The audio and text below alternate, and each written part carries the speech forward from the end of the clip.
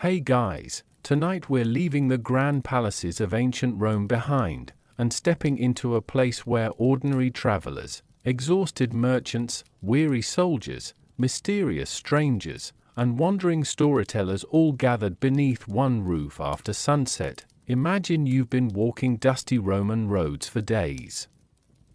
The sun has finally disappeared, your feet ache, your stomach is empty, and at last you spot a small wooden sign swinging outside a roadside inn. You push open the heavy door. The smell of roasting meat mixes with smoke from oil lamps. Laughter echoes across the room. Wine splashes into clay cups. Travelers whisper stories from distant provinces while suspicious strangers quietly watch everyone who enters. But were Roman inns really welcoming places? Were they safe to sleep in? What happened after dark once the doors were closed? And what was it actually like to spend a night inside one of these famous roadside taverns nearly 2,000 years ago? Tonight, we'll quietly explore the fascinating world of Roman inns after sunset, from noisy dining rooms and simple bedrooms to late-night conversations, weary travelers, clever innkeepers, warm meals, hidden dangers, and the surprisingly uncomfortable reality of trying to sleep in the ancient world. Before we begin, if you enjoy relaxing history that helps you unwind after a long day, don't forget to like the video, subscribe to the channel, and tell me in the comments where you're listening from tonight. Now, dim the lights, get comfortable beneath your blankets, and let's gently open the wooden doors of a Roman inn, just as another evening begins. The last traces of daylight linger beyond the hills, fading into soft shades of violet and amber. Behind you stretches the Roman road, pale beneath the evening sky, disappearing into the distance like a ribbon of worn stone. Ahead stands the inn, modest and weathered, its plaster walls stained by years of rain, dust, and smoke. It is not beautiful, nor impressive, but after a long journey, it feels almost like a sanctuary. A wooden lantern sways gently beside the entrance. Its flame flickers with every cool breeze, casting restless shadows that dance across the doorway. Somewhere nearby, a donkey snorts impatiently while a mule stamps its hoof against packed earth. You hear wagon wheels settling after a day's travel. Leather harnesses creaking as tired animals are finally relieved of their burdens. For countless travelers, this simple building marks the end of another exhausting day. You step closer. The thick wooden door bears hundreds of tiny scratches left by years of hands, rings, and hurried arrivals. It groans softly as you push it inward, revealing a warm glow that spills across the threshold. Almost instantly, the chill of the evening gives way to comforting heat. Oil lamps line rough stone walls, their small flames shimmering through thin clouds of smoke that drift lazily toward dark wooden beams overhead. The air carries many scents at once: roasted onions, fresh bread, damp wool cloaks drying near the hearth, spilled wine, wood smoke, and the unmistakable aroma of countless travelers sharing one crowded room. Your eyes slowly adjust. A merchant carefully counts bronze coins beneath the light of an oil lamp. Two soldiers quietly loosen their heavy sandals, grateful to remove them after marching for miles. An elderly couple shares a loaf of coarse bread without speaking, their silence shaped by years spent traveling together. In one corner, a storyteller gestures gently while several listeners lean closer, eager to hear news from lands many will never visit. No one seems surprised by another stranger entering. That, perhaps, is the most comforting detail of all. Roman inns welcomed people from every corner of the empire. Farmers arriving from nearby villages, sailors who had left distant ports, tax collectors carrying official documents, craftsmen searching for work, pilgrims visiting sacred temples. couriers racing between cities. Even actors, musicians, physicians, and scholars occasionally found themselves gathered beneath the same humble roof. For one evening, titles mattered less than weary feet. Travel had a curious way of making everyone equal, yet beneath this welcoming atmosphere lies quiet uncertainty. You notice several guests briefly studying newcomers before returning to their meals. A leather purse remains firmly tied beneath a merchant's cloak. A soldier casually rests one hand near the handle of his dagger, not from fear, perhaps, but from habit. Trust was earned slowly on Roman roads. Outside, darkness spreads across the countryside. The sounds of distant birds fade away, replaced by chirping insects and the occasional howl of something hidden among the trees. Few sensible travelers wish to remain outdoors now. Night belongs to uncertainty, uneven paths, unseen ditches. Prowling wolves in some regions, and people whose intentions are harder to predict. Inside these walls, danger feels farther away, not gone, only farther away. The fire crackles softly in its stone hearth as conversations blend into a gentle murmur. Clay cups meet wooden tables with quiet taps. Somewhere upstairs, floorboards creak beneath invisible footsteps. The building itself seems to sigh after another long day of sheltering strangers. For tonight, this inn is more than a business, it is a temporary home, shared by people who may never meet again after sunrise. You settle onto a sturdy wooden bench, allowing the warmth to ease the ache in your legs.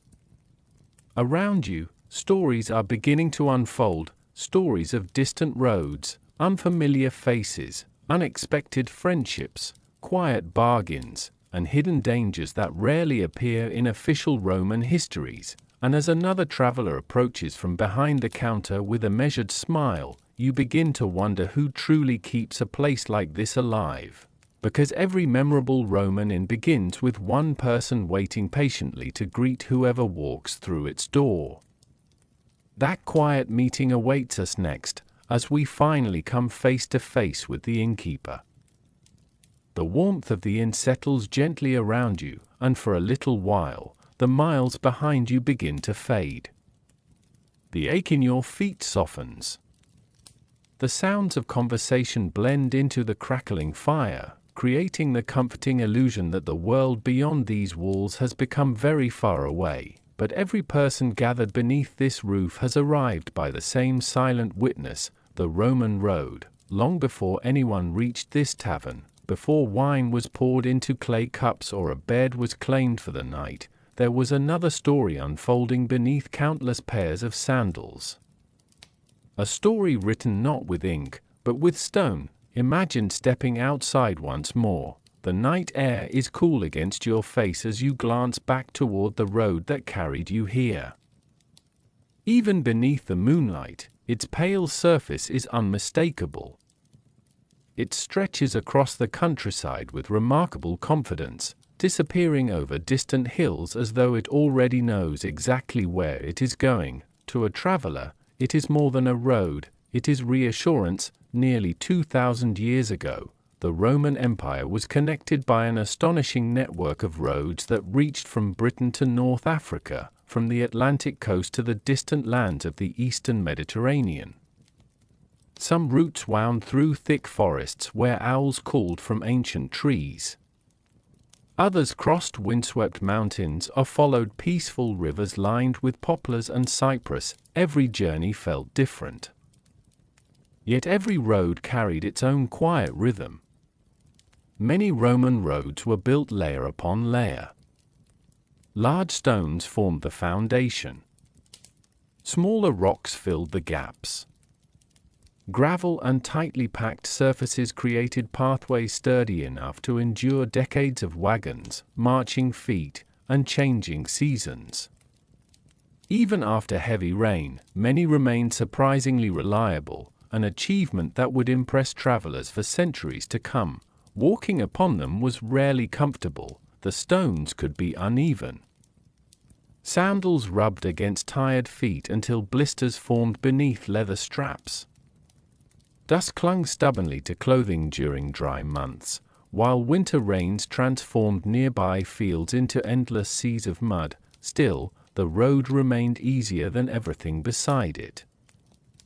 As dawn turned into afternoon, travelers often measured time not by clocks, but by milestones.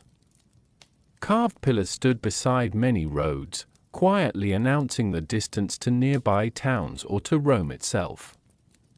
Their simple inscriptions reminded everyone that no matter how distant the provinces seemed, they were still connected to the empire's heart. Some travelers smiled when they saw these markers, others barely looked at them anymore. For professional couriers carrying official messages, every milestone meant another obligation fulfilled.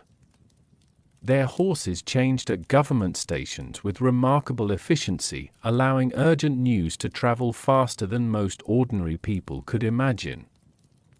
But not everyone hurried. A family guiding a small cart loaded with woven baskets moved patiently, stopping often so children could rest beneath the shade of olive trees. A shepherd encouraged stubborn goats across shallow streams.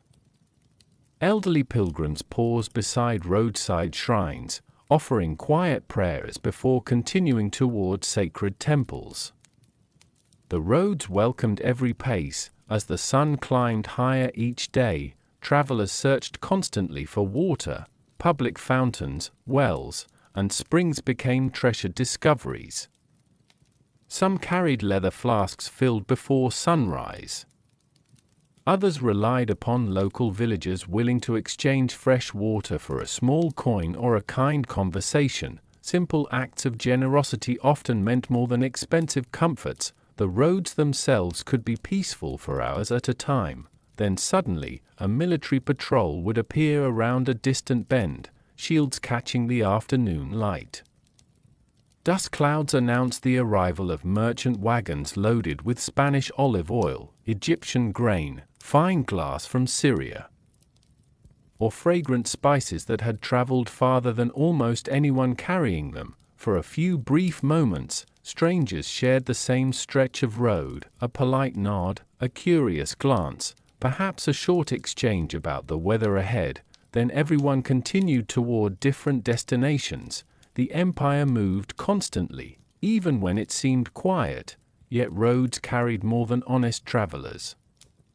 Rumors drifted from village to village about bandits watching from wooded hills, ready to ambush isolated wagons carrying valuable cargo.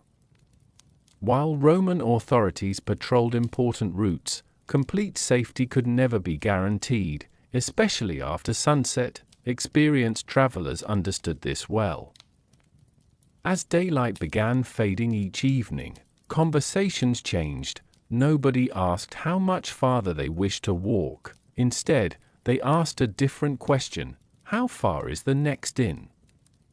That question often determined whether someone enjoyed a warm meal or spent a cold night beneath uncertain skies. Roadside inns appeared like small islands of light scattered across an immense landscape.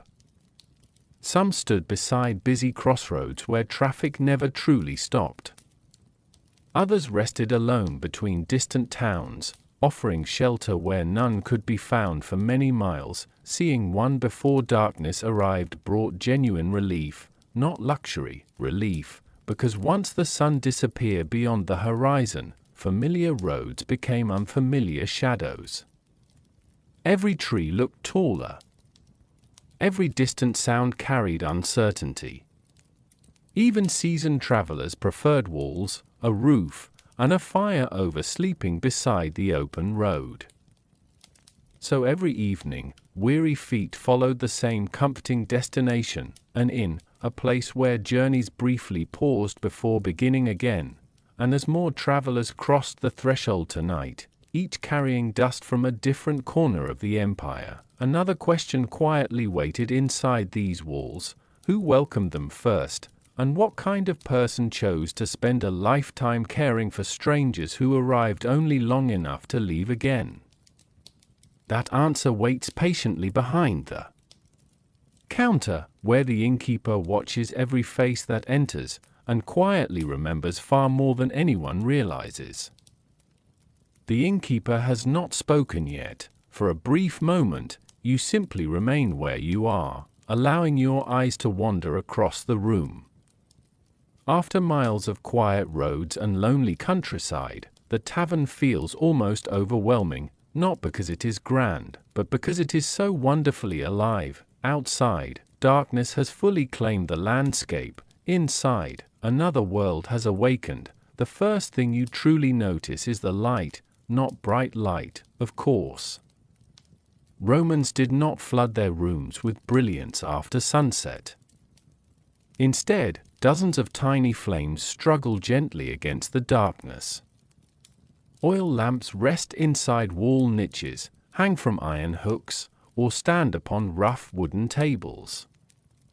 Their glow reaches only a few feet before dissolving into soft shadows.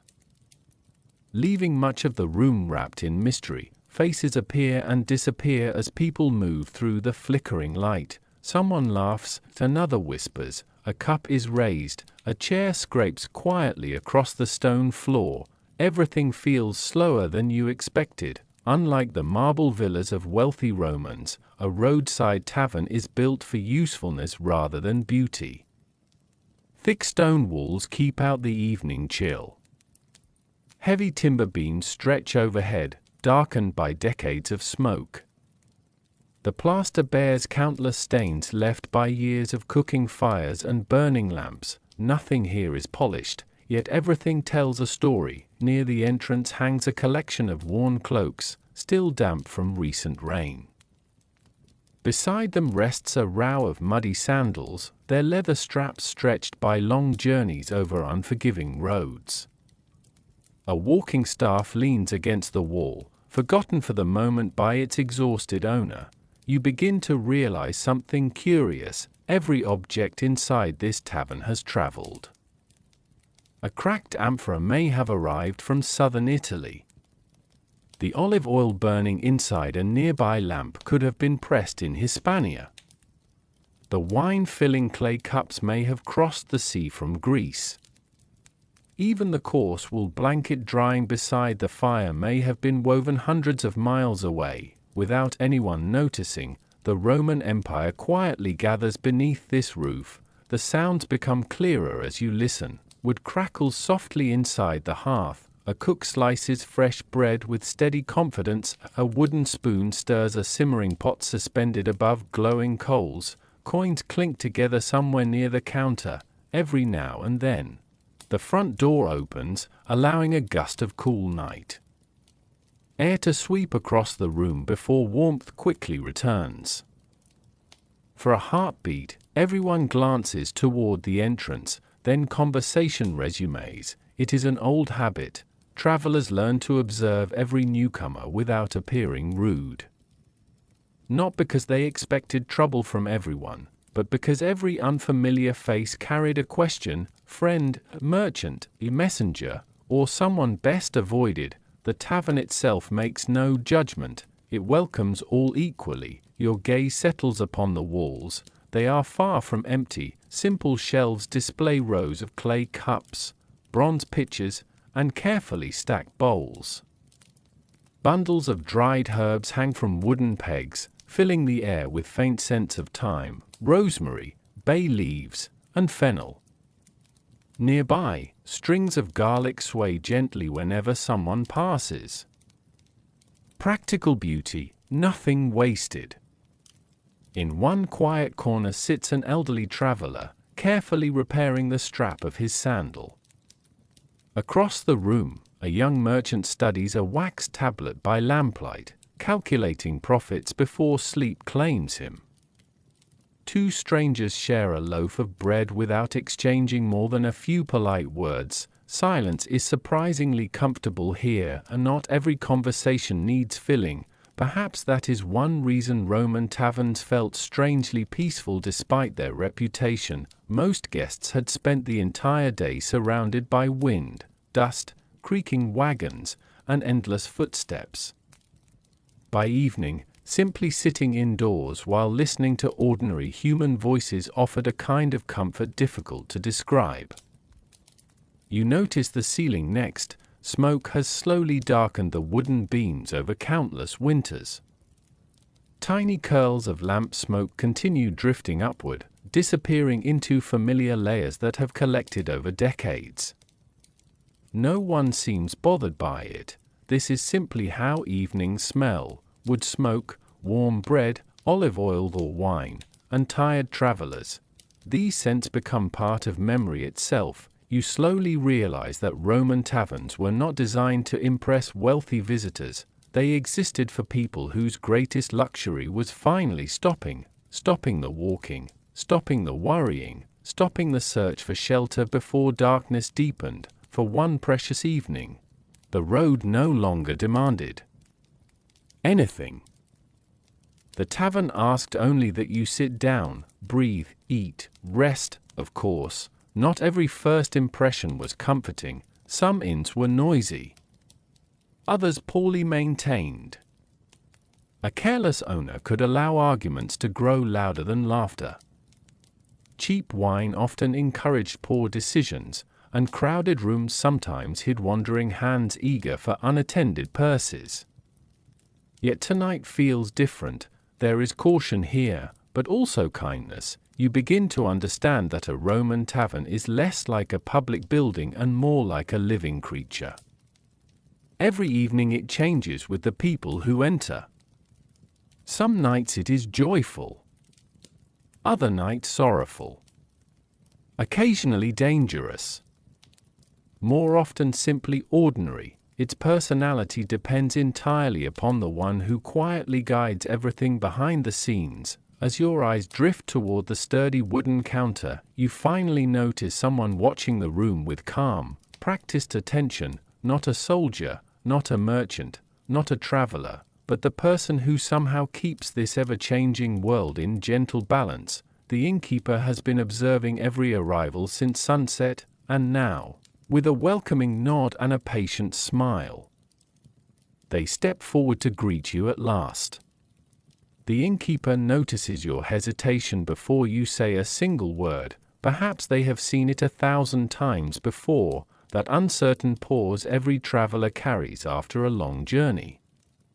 The moment when tired feet have finally stopped walking, yet the mind still wonders whether this unfamiliar place can truly be trusted. With a small nod, they invite you closer. No grand greeting, no dramatic welcome, only the quiet confidence of someone who has spent years meeting strangers whose stories begin with dusty roads and end, at least for one night, beneath this roof. The wooden counter between you bears the marks of countless evenings. Its surface is worn smooth by resting elbows, sliding clay cups, stacks of bronze coins, and hands that reached for one last piece of bread before climbing the stairs to sleep. Behind it stands the innkeeper. Their clothing is plain but clean. A simple wool tunic hangs neatly beneath a thick apron stained by wine, flour, and years of honest work. Fine lines surround their eyes, not from age alone, but from smiling at guests, squinting through smoke-filled rooms, and spending long nights awake while others slept. There is nothing remarkable about their appearance, and perhaps that is exactly what makes them remarkable. Roman innkeepers were rarely wealthy people. Most belonged to ordinary families who understood that survival depended upon hard work and careful judgment. An inn was not merely a place to rent beds. It was a business that demanded endless attention from sunrise until long after darkness had settled over the countryside. The work never truly ended. Even now, while speaking with you, the innkeeper's eyes quietly wander across the room. They notice an empty wine pitcher before anyone asks for another. They hear a chair wobbling beneath a guest and make a silent note to repair it tomorrow. They catch the nervous glance of a young traveler searching for reassurance. Nothing escapes them. Years of experience have sharpened their awareness. You offer a few bronze coins. The innkeeper weighs them carefully in their hand, not suspiciously, but thoughtfully. Coins from different provinces varied in appearance and value, and an experienced host quickly learned to recognize honest payment from clever imitation. Satisfied, they tuck the coins into a small wooden chest. No written receipt changes hands. Trust is often remembered better than parchment. Your room, they explain, is upstairs. Simple, shared walls, a straw mattress, a blanket if one is available. You find yourself smiling despite the modest description, after walking for days. Even simplicity sounds luxurious. As another guest approaches the counter, the innkeeper shifts effortlessly into a different conversation. A merchant asks whether fresh horses can be hired nearby. The answer is patient. A farmer wonders if rain is expected tomorrow. The innkeeper shrugs gently and points toward the evening sky beyond the doorway. An elderly woman requests warm water for aching hands. Someone quietly disappears into the kitchen. Every request receives attention. Perhaps not immediately, but eventually. Running a Roman inn required far more than serving food. An innkeeper became part host, part accountant, part cook, part cleaner, part stable manager, and occasionally part peacemaker. Arguments happened. Wine had a habit of loosening tempers as easily as tongues.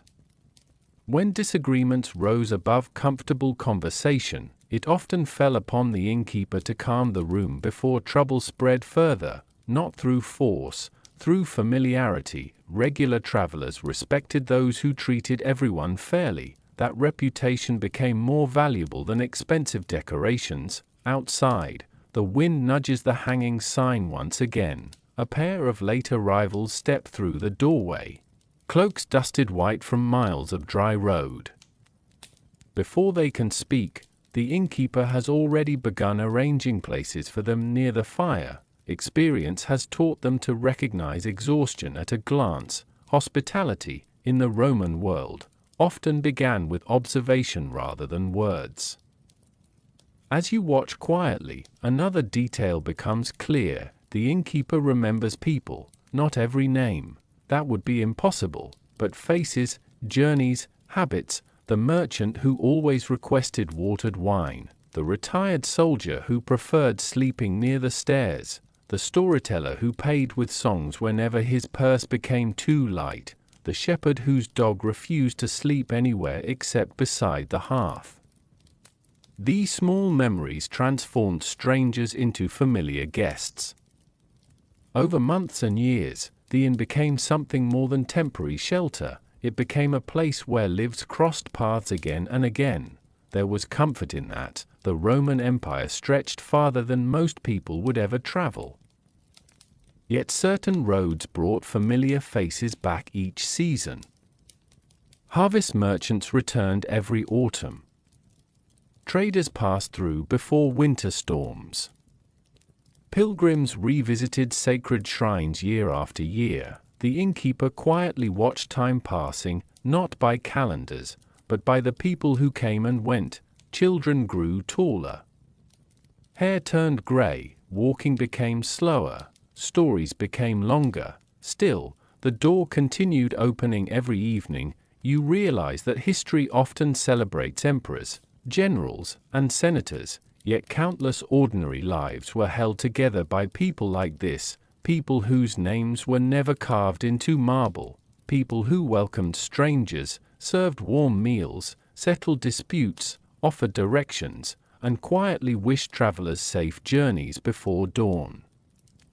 Without them, the Roman roads would have felt far lonelier. The innkeeper finally returns to your side carrying a simple clay cup filled with watered wine. No ceremony, just a small kindness after a difficult journey. You accept it gratefully, unaware that beyond the counter, beyond the kitchen doorway, and beyond the gentle conversations filling this room, another group has already begun preparing for the busiest part of the evening. The women who work inside the Roman inn are about to step into the lamplight, each carrying stories as fascinating as the travelers they serve. The innkeeper steps away once again. disappearing into the steady rhythm of the evening. For a moment, you think the tavern runs almost effortlessly, as though warm meals simply appear, empty cups refill themselves, and every guest somehow finds what they need. Then you begin to notice the women, not all at once. One passes quietly between the tables carrying a wooden tray balanced with practiced ease. Another disappears through a narrow doorway leading toward the kitchen. Near the hearth, someone kneels to add another piece of firewood, sending a shower of glowing sparks dancing briefly into the smoky air before settling once more. Only now do you realize how much of the evening depends upon their work. Without them, this inn would soon fall silent. One young woman carries a basket filled with warm loaves of coarse barley bread, their crust still fragrant from the oven. She moves carefully through the crowded room, smiling politely when guests make space for her to pass. Her steps are measured, almost graceful. Despite walking the same familiar route dozens of times each evening, another carefully fills clay cups from a heavy amphora of watered wine. She pours slowly, making sure not to waste a single drop. Wine was valuable, and every measure mattered. Too generous, and the inn lost money. Too little, and travelers complained. Balance became part of the job. In the kitchen beyond, voices murmur softly beneath the sound of simmering pots. Someone slices onions with quick, practiced movements. Another stirs lentils over glowing coals while fragrant herbs are crushed beneath a smooth stone mortar. The meal itself may appear simple, yet preparing food for dozens of hungry travelers requires quiet coordination. Everyone knows their task, no one wastes movement. Roman inns were often family businesses, and many women worked alongside husbands, parents, brothers, or children.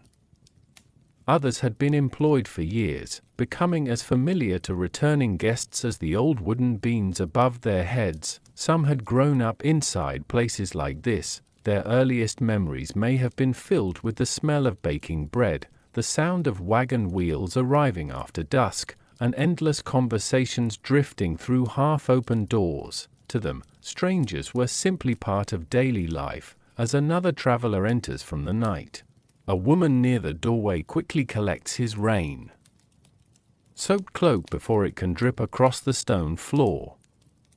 She hangs it beside the fire without being asked, returning moments later with a dry cloth for his hands. The exchange lasts only seconds, yet small kindnesses like these often stayed in a traveler's memory long after expensive meals had been forgotten. Hospitality was rarely built from grand gestures. It lived inside ordinary moments. You notice an older woman seated near the kitchen entrance, carefully mending a torn blanket by lamplight.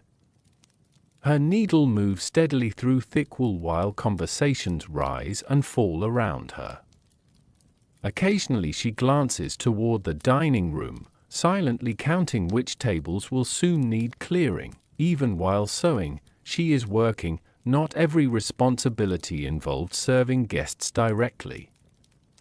Laundry had to be washed, blankets shaken free of dust, floors swept before sunrise, water carried from nearby wells, oil lamps trimmed and refilled, clay bowls scrubbed clean before morning. By the time the first traveler awoke, hours of unseen labor had already begun. Much of that work fell upon women's shoulders. History often remembers emperors delivering speeches, generals winning battles, and senators shaping laws.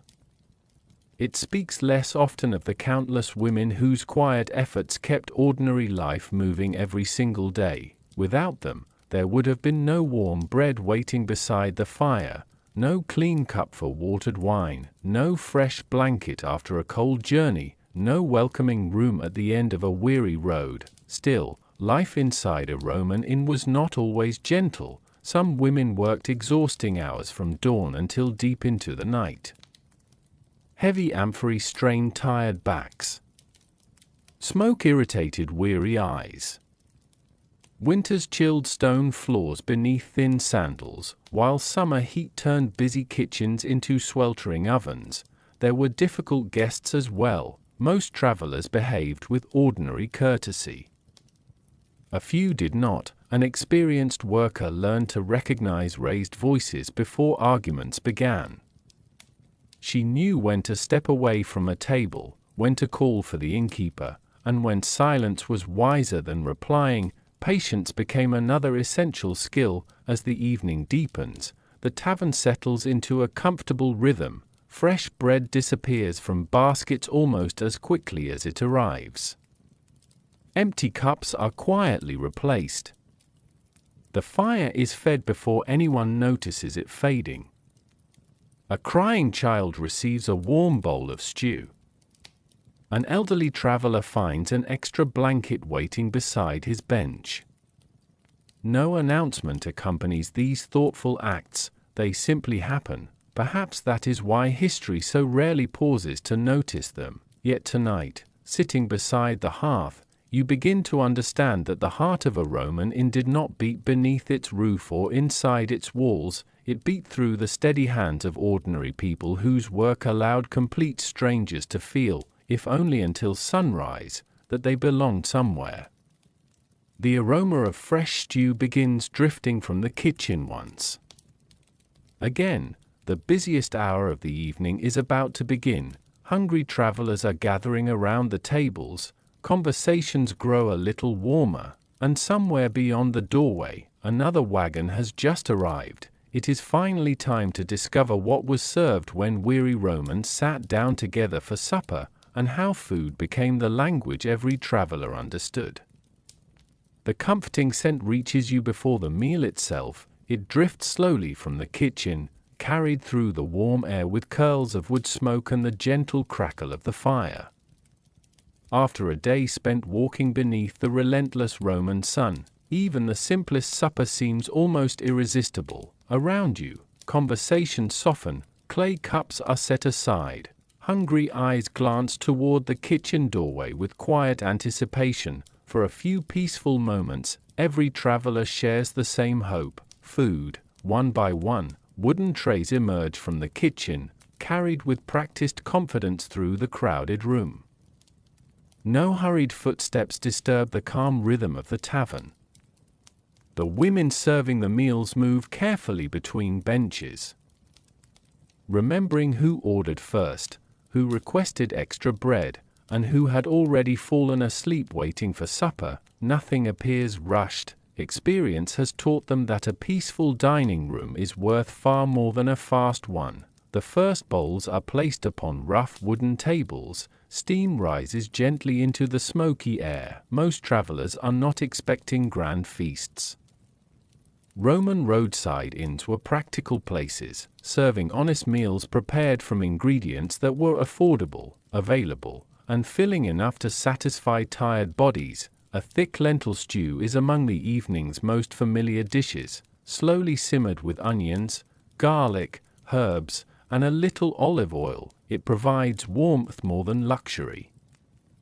Nearby, another table receives a pot of chickpeas seasoned with fragrant bay leaves and crushed coriander.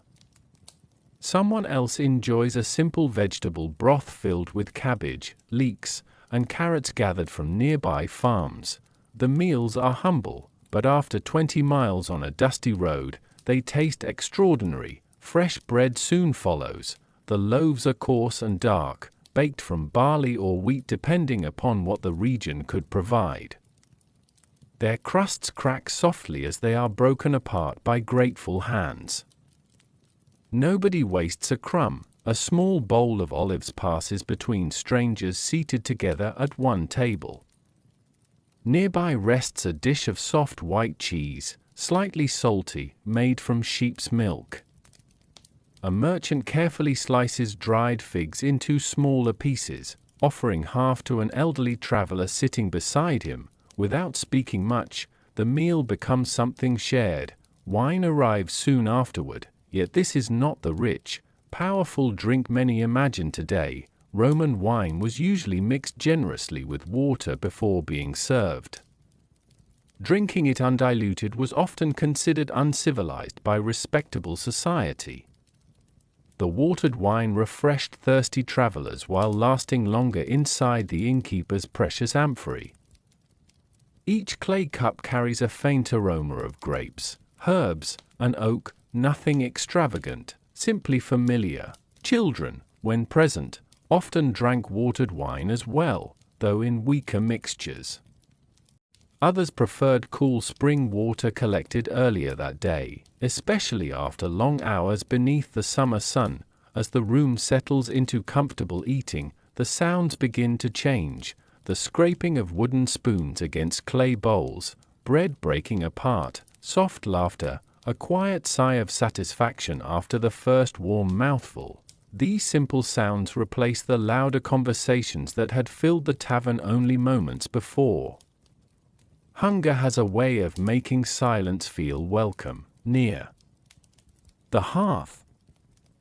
One traveler unwraps a small bundle from his satchel. Inside lies smoked fish purchased several days earlier. Rather than eating alone, he offers pieces to those seated nearby. In return, another guest shares walnuts gathered along the road, while someone else contributes a little honey sealed inside a tiny clay jar. No one planned this meal together. Yet somehow, it becomes communal. Such moments were not unusual. Many travelers understood that tomorrow they would once again become strangers scattered across hundreds of miles.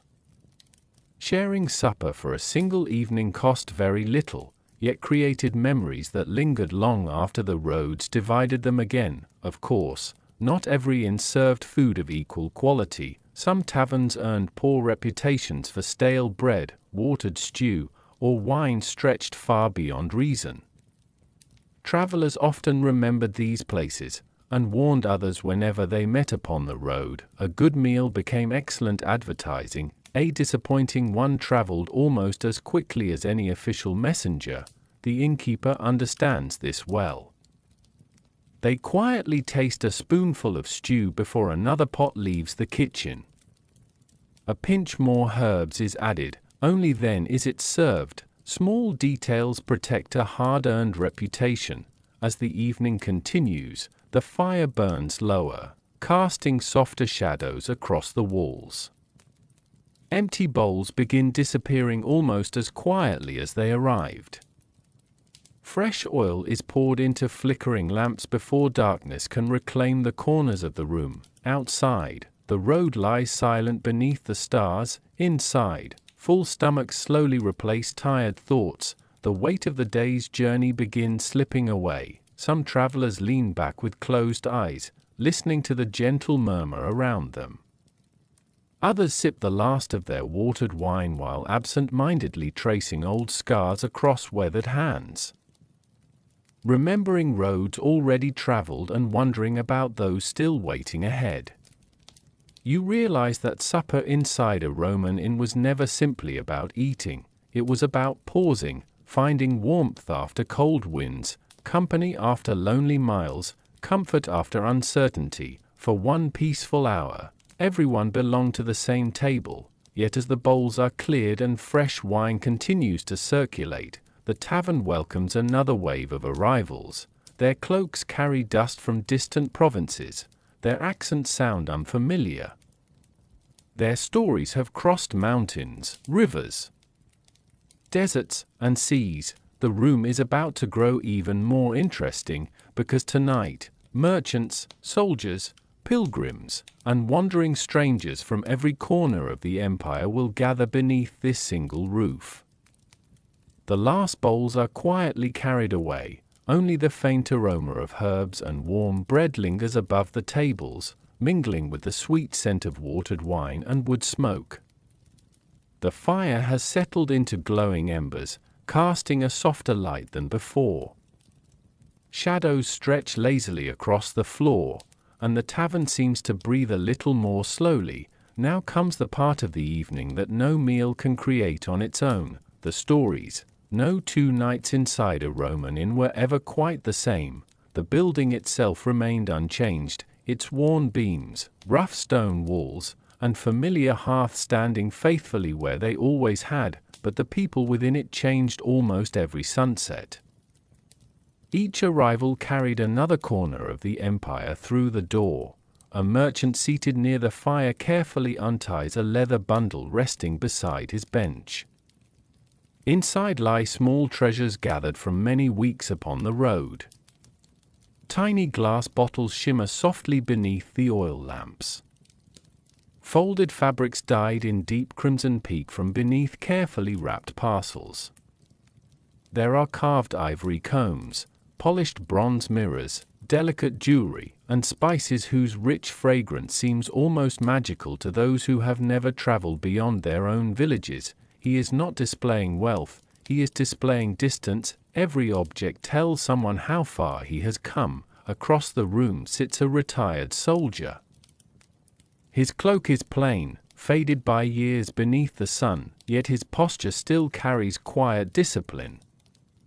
A weathered walking stick rests beside his chair where a spear might once have stood.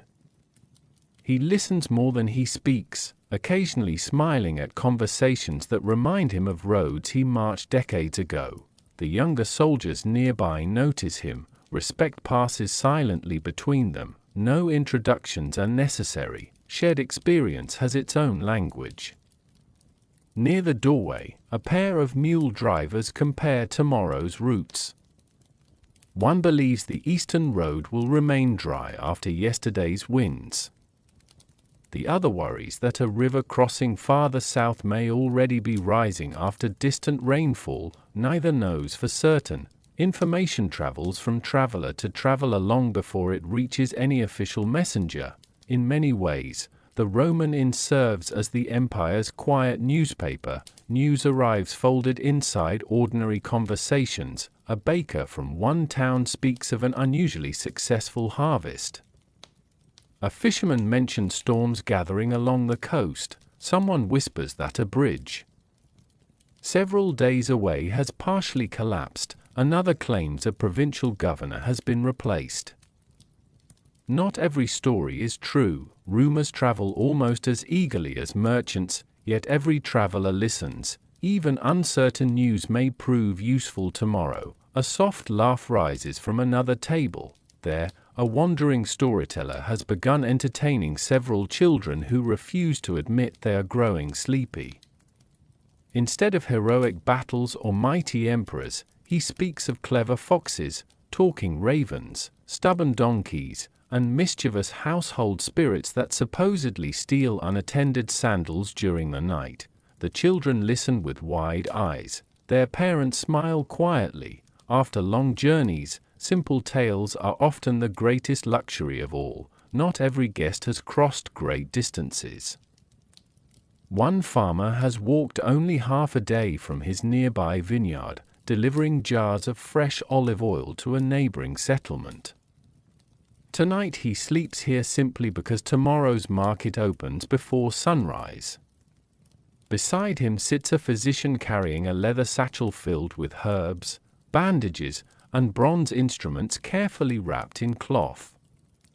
He has been summoned to a distant village where illness has spread through several households. Travel binds together lives that might otherwise never meet. For one evening, their separate journeys become one shared experience. You begin noticing the remarkable variety of languages filling the room. Most conversations flow comfortably in Latin, others drift into Greek. Occasionally unfamiliar accents rise above the quiet murmur.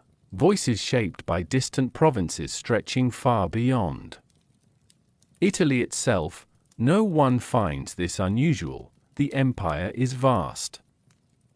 Its roads connect cultures as easily as they connect cities. Near the stable entrance, a young traveler carefully unfolds a map scratched onto wax. An older merchant leans over to offer advice. No, he says gently, take the western road. It is longer, but safer this time of year. No payment changes hands, only experience. Advice shared freely between strangers often became one of the greatest gifts a traveler could receive. The road rewarded preparation. As the evening grows older, people gradually reveal small pieces of themselves. A jeweler proudly shows a tiny ring crafted only days before. A sailor absent-mindedly ties and unties complicated knots in a length of rope while speaking of distant harbors. A shepherd quietly counts the sheep waiting safely outside before finally allowing himself to relax. Every guest carries a different burden. Every guest also carries hope, hope of reaching family, hope of profitable trade, hope of healing, hope of safe passage, hope of returning home once more. Perhaps that quiet hope is what truly unites everyone inside the inn, not their occupations, not their birthplace, not their wealth, simply the shared belief that tomorrow's road will continue beneath their feet. The fire burns lower still. Some travelers begin climbing the narrow staircase toward their rooms. Others remain below, reluctant to let the evening end too quickly. The inn grows quieter with every passing moment, wrapped in the comfortable tiredness that follows good food and honest conversation. It feels peaceful, almost too peaceful, because while many Roman inns became places of warmth, friendship, and welcome, not all earned such comforting reputations. Beyond these walls, and sometimes even within them, whispered stories told of theft, deception, secret gambling, dangerous strangers, and nights that ended very differently than travelers had expected. As another gust of wind rattles the wooden sign outside, someone near the hearth lowers their voice and quietly begins telling one of those unsettling tales, the kind of story that gave certain Roman inns a reputation travelers never forgot. The cheerful conversation fades almost without anyone noticing, not because the room has grown empty, but because certain stories are always spoken a little more quietly. Near the hearth, the elderly merchant who has spent most of the evening listening finally sets down his clay cup. The movement is small, yet several nearby travelers instinctively turn toward him. His weathered face catches the gentle glow of the oil lamp, and for a moment, even the fire seems to burn more softly. There are good inns, he says calmly, and then, there are the others. A few knowing smiles appear around the room.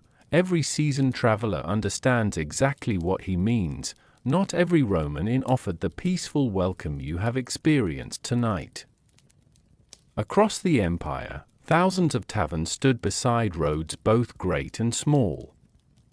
Many were honest places run by hard-working families whose only wish was to feed travelers and earn a respectable living. Others earned reputations that spread faster than the wagons passing their doors. Long before maps listed reliable stopping places, people relied upon something far older, word of mouth. A merchant arriving from the north might quietly warn those heading in the opposite direction, "Don't stop at the inn near the broken bridge.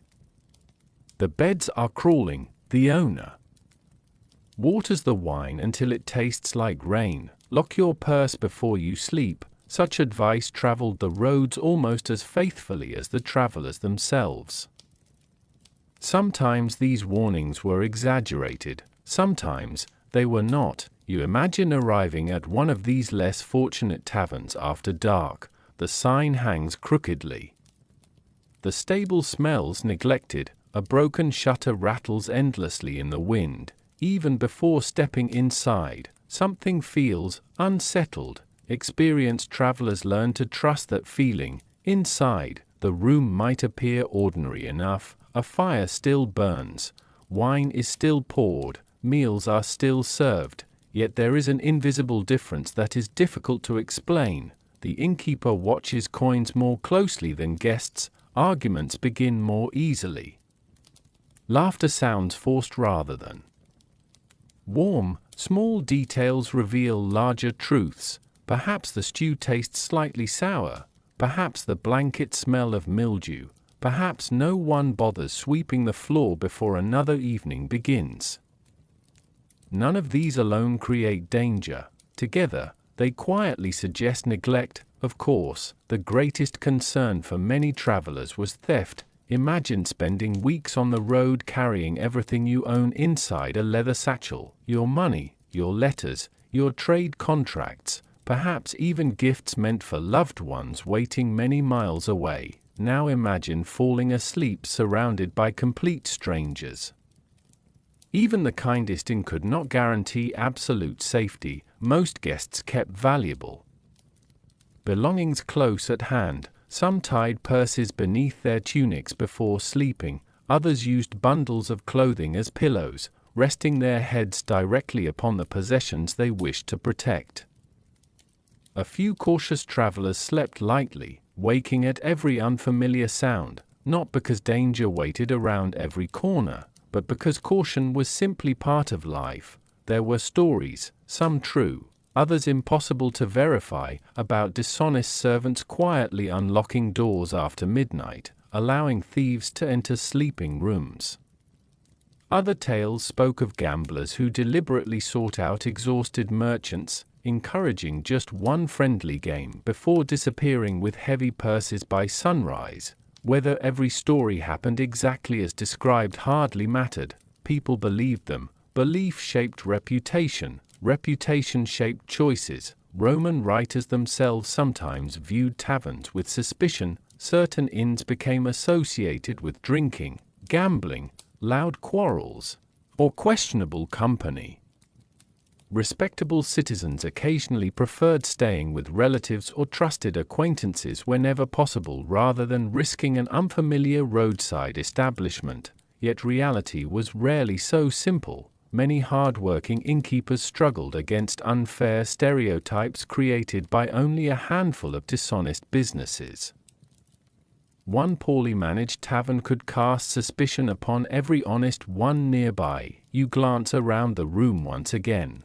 This inn feels different. The innkeeper greets newcomers with quiet patience. The women serving meals work carefully and respectfully. Travelers share bread rather than stealing it. Children sleep peacefully beside their parents. Nothing here suggests hidden danger. Instead, you begin to understand something far more interesting. Roman inns were mirrors. They reflected the people inside them. When good people gathered, warmth filled the room. When dishonest people arrived, even the brightest fire struggled to feel welcoming. Outside, the wind brushes softly against the wooden shutters. Somewhere beyond the stable, a horse stamps its hoof before settling once again. The countryside remains wrapped in darkness, its mysteries safely held beyond the glow of the oil lamps. Inside, several travelers quietly prepare for bed. One merchant counts his coins a final time before fastening the pouch beneath his cloak. A courier slips an important letter into a leather case and places it beneath his head. An elderly woman smiles gently as she watches her grandson drift to sleep beside the hearth. These are not acts of fear. They are habits, simple routines. Learned from countless journeys. The Roman world was enormous, beautiful, and endlessly connected by roads, yet every road demanded wisdom from those who walked it. Trust slowly, observe carefully. Be kind, but remain aware. As the final cups of wine are emptied and the inn grows quieter than ever before, you begin noticing another fascinating part of Roman travel. Without anyone speaking aloud, nearly every guest follows a collection of unwritten customs, small rules that make sharing one crowded tavern possible. No sign hangs upon the wall.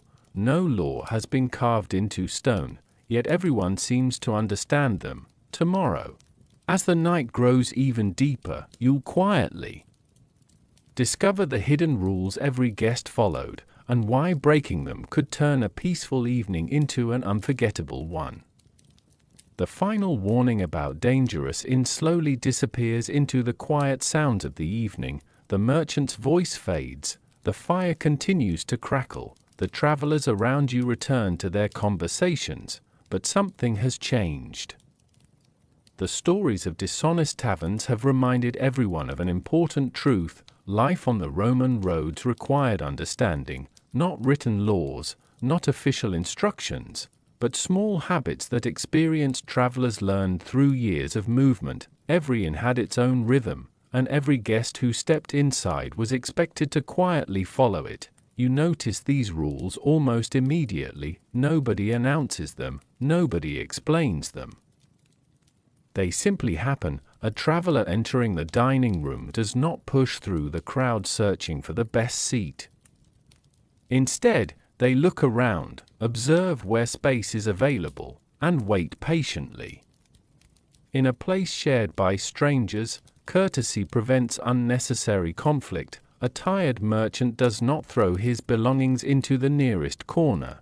He carefully chooses a place where his bags remain visible. A soldier does not demand special treatment because of his past service. A wealthy traveler does not automatically receive the warmest place beside the fire.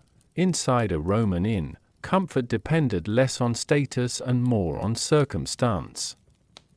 Everyone had traveled, everyone was tired.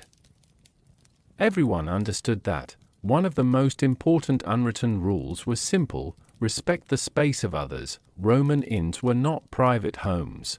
Rooms were often shared, dining areas were crowded, the sounds of strangers surrounded you from sunset until sunrise. A guest who expected complete privacy would quickly become disappointed. Instead, travelers adapted. They lowered their voices when others slept nearby. They avoided unnecessary arguments.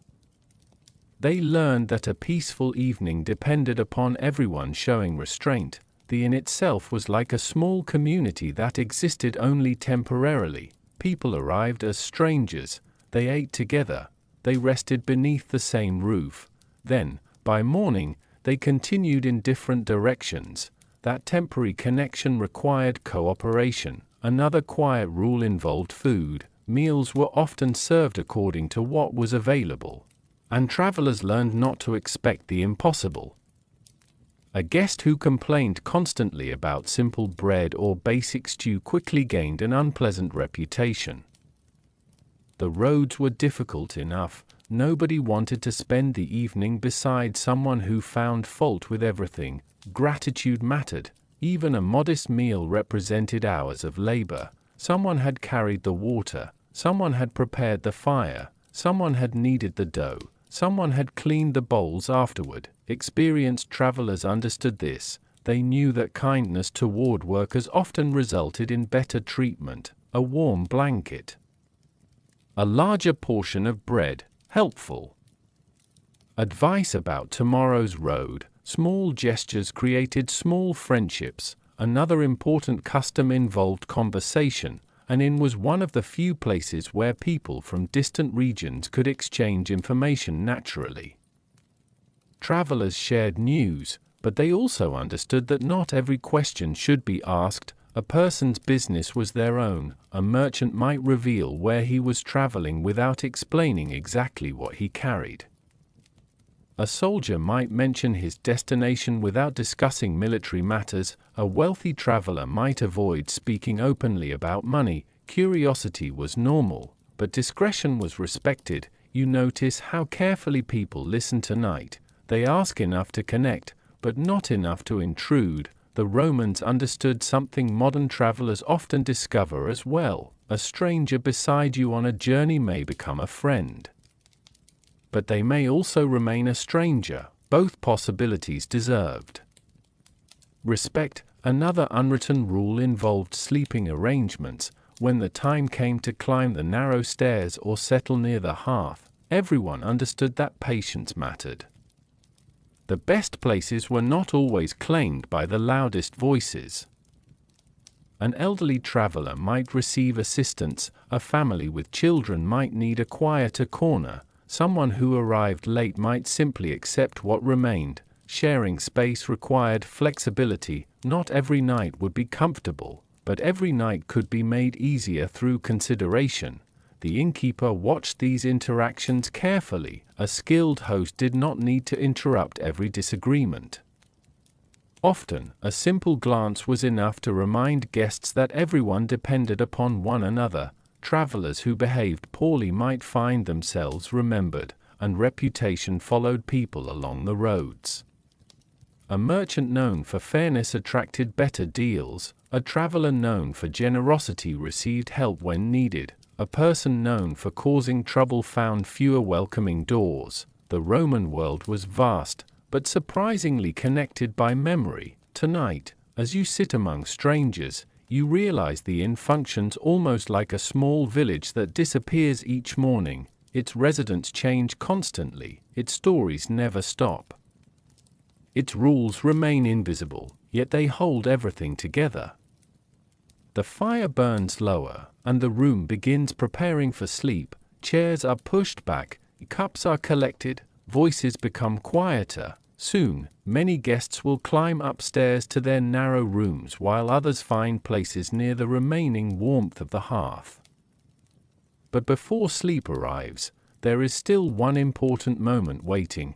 The evening meal has ended, the conversations are slowing, and the smells drifting from the kitchen reveal something every traveler has been waiting for, the final comfort before a long night on the road. Dinner, not a feast for kings, but a meal that reveals what ordinary Romans truly ate when they stopped traveling and finally sat down. The tavern slowly settles into its nighttime rhythm. The louder conversations have softened. The footsteps across the stone floor have become slower. Travelers who arrived exhausted now sit comfortably, warmed by the fire and surrounded by the quiet company of strangers. Yet one thing still keeps the room awake, the memory of food. Even after the bowls have been cleared away, the scents remain: fresh herbs, roasted vegetables, warm bread, olive oil, the faint sweetness of dried fruit. For many travelers, dinner inside a Roman inn was not simply a way to stop hunger. It was the moment when the hardships of the road finally disappeared, even if only for a short while, during the day. A traveler ate while moving, bread broken beside a dusty path, fruit eaten beneath the shade of a tree, a quick drink taken from a leather flask. But evening was different. Evening allowed people to sit, to breathe, to enjoy the rare luxury of a meal that did not need to be rushed. You look toward the tables around the room and begin to notice something important. Roman travelers did not all eat the same things. The empire was enormous, and every province added its own flavors to the Roman world. The food available inside an inn depended greatly on where that inn stood. A tavern near the coast might serve fish, shellfish, and salted seafood preserved for long journeys. An inn near farming regions might offer fresh vegetables, eggs, cheese, grains, and locally produced olive oil. A mountain road might provide stronger, simpler meals designed to satisfy travelers facing colder conditions. The landscape shaped the plate. Tonight's meal is modest but comforting. A large bowl of lentils sits in the center of one table. The dish is thick and filling, prepared with onions, herbs, and perhaps a small amount of meat if the innkeeper could afford it.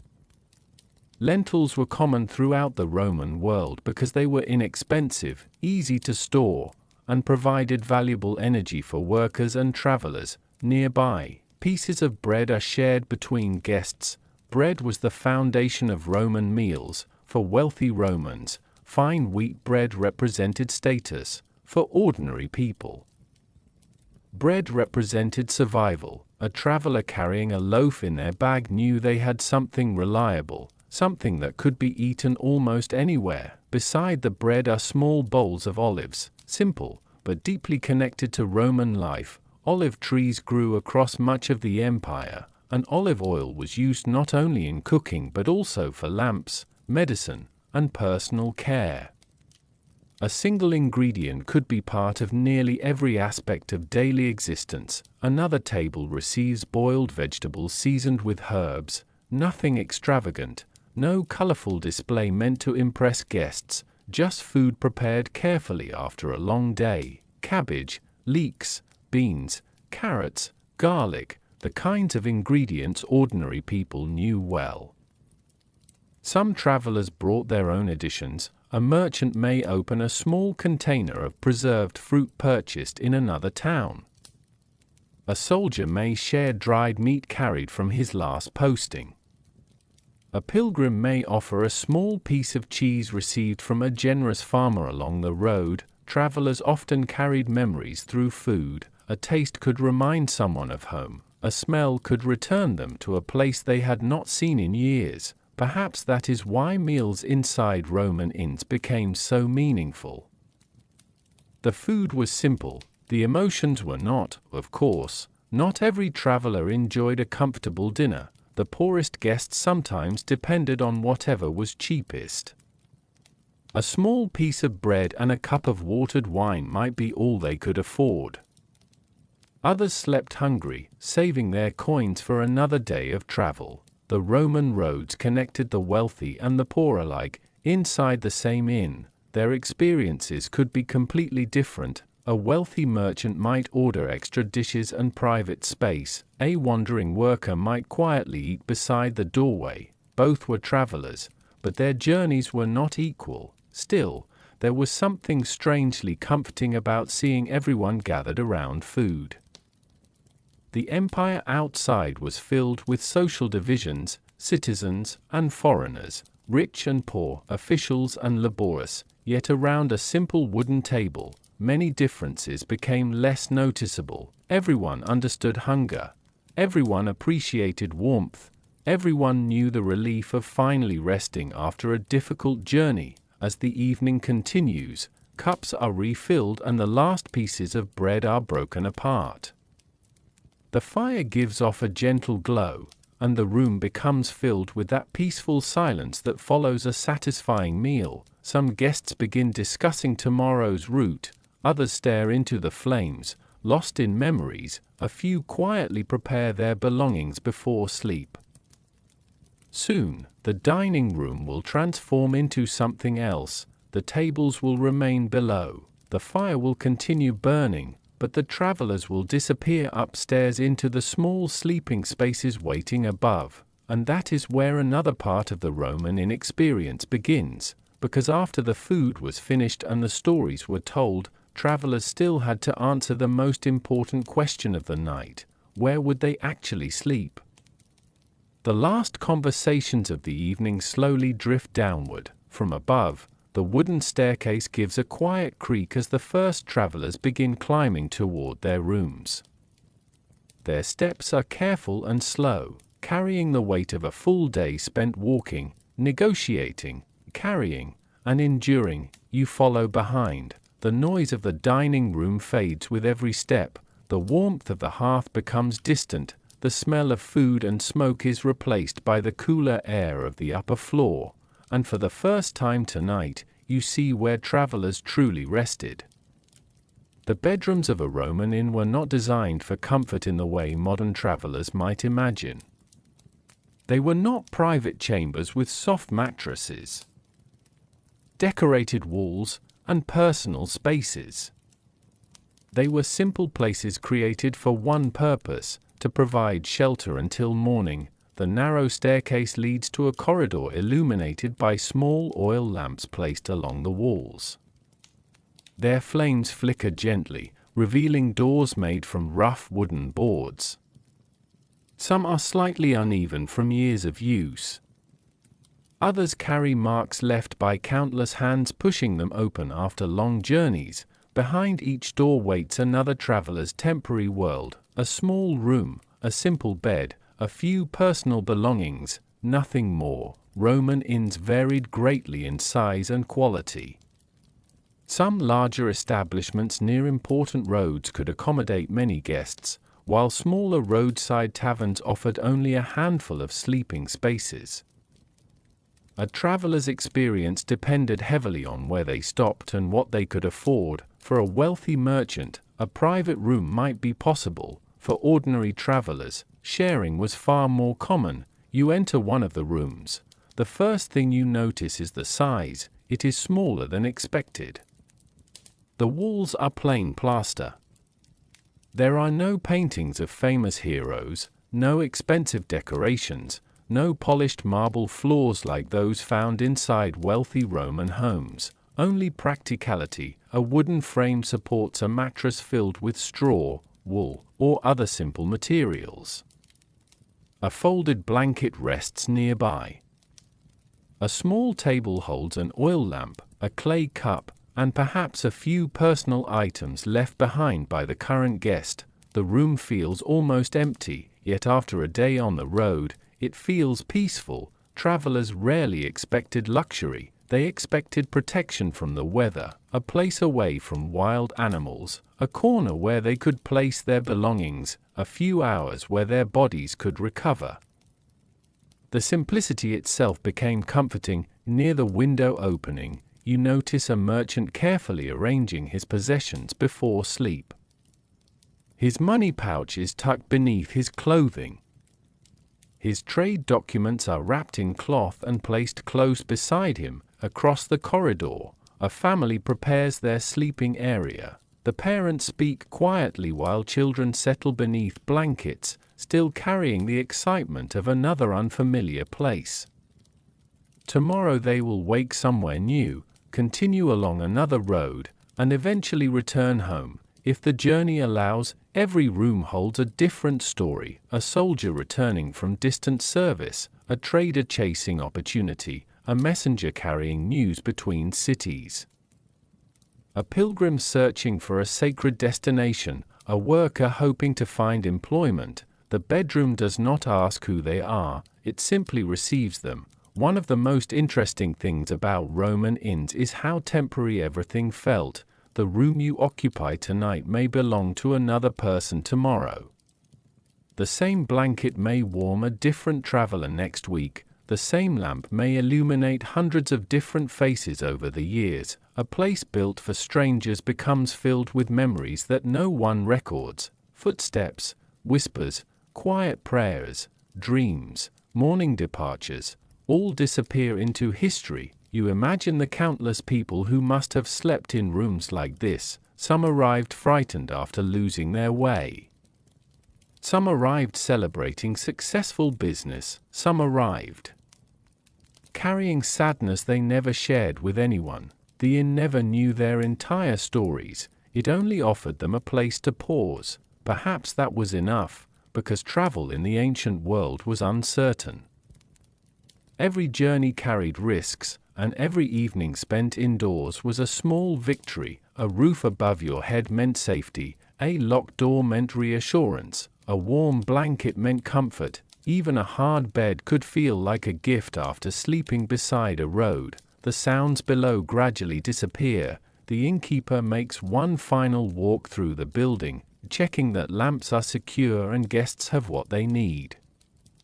Outside, the wooden sign continues moving gently in the night breeze. The empire sleeps, but this small inn remains awake for just a little longer. You lie down upon the simple mattress and listen. The quiet footsteps overhead, the distant voices below, the soft movement of travelers settling into unfamiliar rooms.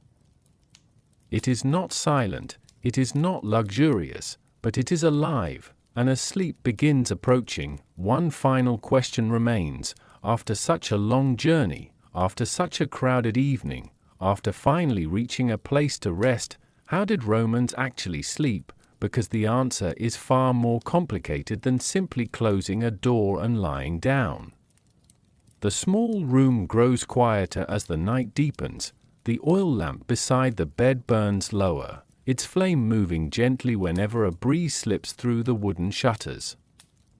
Beyond the walls, the Roman road that carried hundreds of travelers during the day has finally become still. No wagon wheels, no voices calling from the roadside, no hurried footsteps approaching the entrance, only the occasional sound of an animal shifting in the stable below, and the soft breathing of strangers resting nearby. For a traveler in ancient Rome, sleep was never simply a moment of closing the eyes, it was an act of trust. Trust in the roof above, trust in the people nearby, trust that morning would arrive peacefully. You settle onto the simple mattress, feeling the difference between the expectations of a modern traveler and the reality of ancient rest. There are no thick layers of comfort. No private rooms designed around personal relaxation. No guarantee that the night will be completely quiet. Instead, Roman travelers adapted. They learned how to rest wherever the journey placed them. A bed inside an inn was a luxury compared with many alternatives. Merchants, soldiers, messengers, and ordinary workers often spent nights outdoors when shelter was unavailable. Some slept beneath wagons. Others rested beside roadside shrines or under trees when the weather allowed. Compared with those experiences, even a crowded room inside a tavern felt like a welcome reward. The human body, after enough miles, becomes surprisingly grateful. A thin blanket feels warmer, a hard surface feels softer, a quiet corner feels like a private retreat. Inside the inn, sleeping arrangements depended greatly on the building itself. Some guests received small private rooms, others shared larger sleeping areas with several travelers. In these shared spaces, strangers might lie only a short distance apart, separated by simple curtains or nothing more than personal belongings carefully arranged as boundaries. Privacy was limited, adaptation was necessary. A traveler could not spend every night wishing for the comforts of home. The road demanded flexibility. You imagine the room around you. A merchant lies awake for a few moments, thinking about tomorrow's business. His mind counts profits, expenses, and possible dangers along the next route. Across the room, a soldier quickly falls asleep, his body trained by years of marching to rest whenever the opportunity appears. Nearby, an elderly traveler whispers a quiet prayer before pulling a blanket closer against the cool night air. Everyone carries different thoughts into sleep. The inn gathers them all. Roman sleeping habits themselves were different from what many people expect today. The day was often shaped around sunlight. People woke early, worked during daylight, and gradually rested as darkness arrived. Without modern lighting, staying awake deep into the night required effort and expensive oil. An inn after sunset was therefore not a place of endless activity. Even lively taverns eventually became quiet. The laughter faded, the conversation shortened, the lamps became fewer. Sleep slowly claimed the building, yet not everyone slept deeply. Travelers remained connected to their surroundings. A sudden noise could wake an unfamiliar guest, a horse becoming restless outside, a person walking across the hallway, a door opening downstairs. On a journey, awareness remained useful. Even inside a safe inn, people rarely abandoned all caution. Belongings stayed close, important documents stayed protected, coins remained hidden. The habits of the road followed travelers into their dreams. There was also the challenge of unfamiliar surroundings. Many people today struggle to sleep in a new place. Imagine how difficult that could be after walking for days across a foreign landscape, entering a room filled with unknown voices, strange smells, and unfamiliar sounds.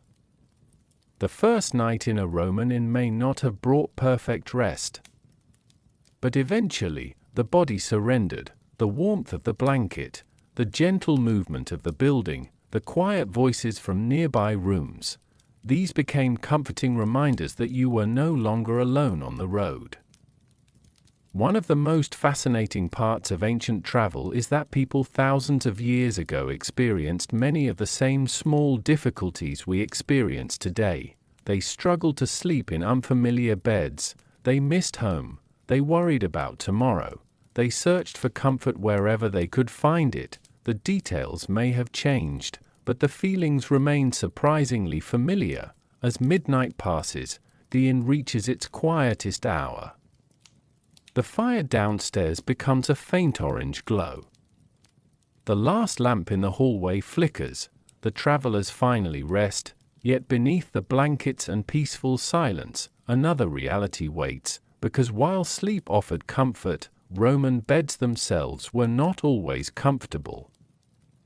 The materials were simple, the rooms were shared, and tiny unwanted guests often made themselves at home. Tomorrow morning will not arrive with soft pillows and perfect rest. Instead, It will reveal the uncomfortable truth about sleeping in the ancient world, a world where even the smallest creatures could turn a peaceful night into a difficult one. The night feels peaceful from a distance. The inn is finally quiet. Travelers have stopped talking. The last footsteps on the wooden staircase have disappeared.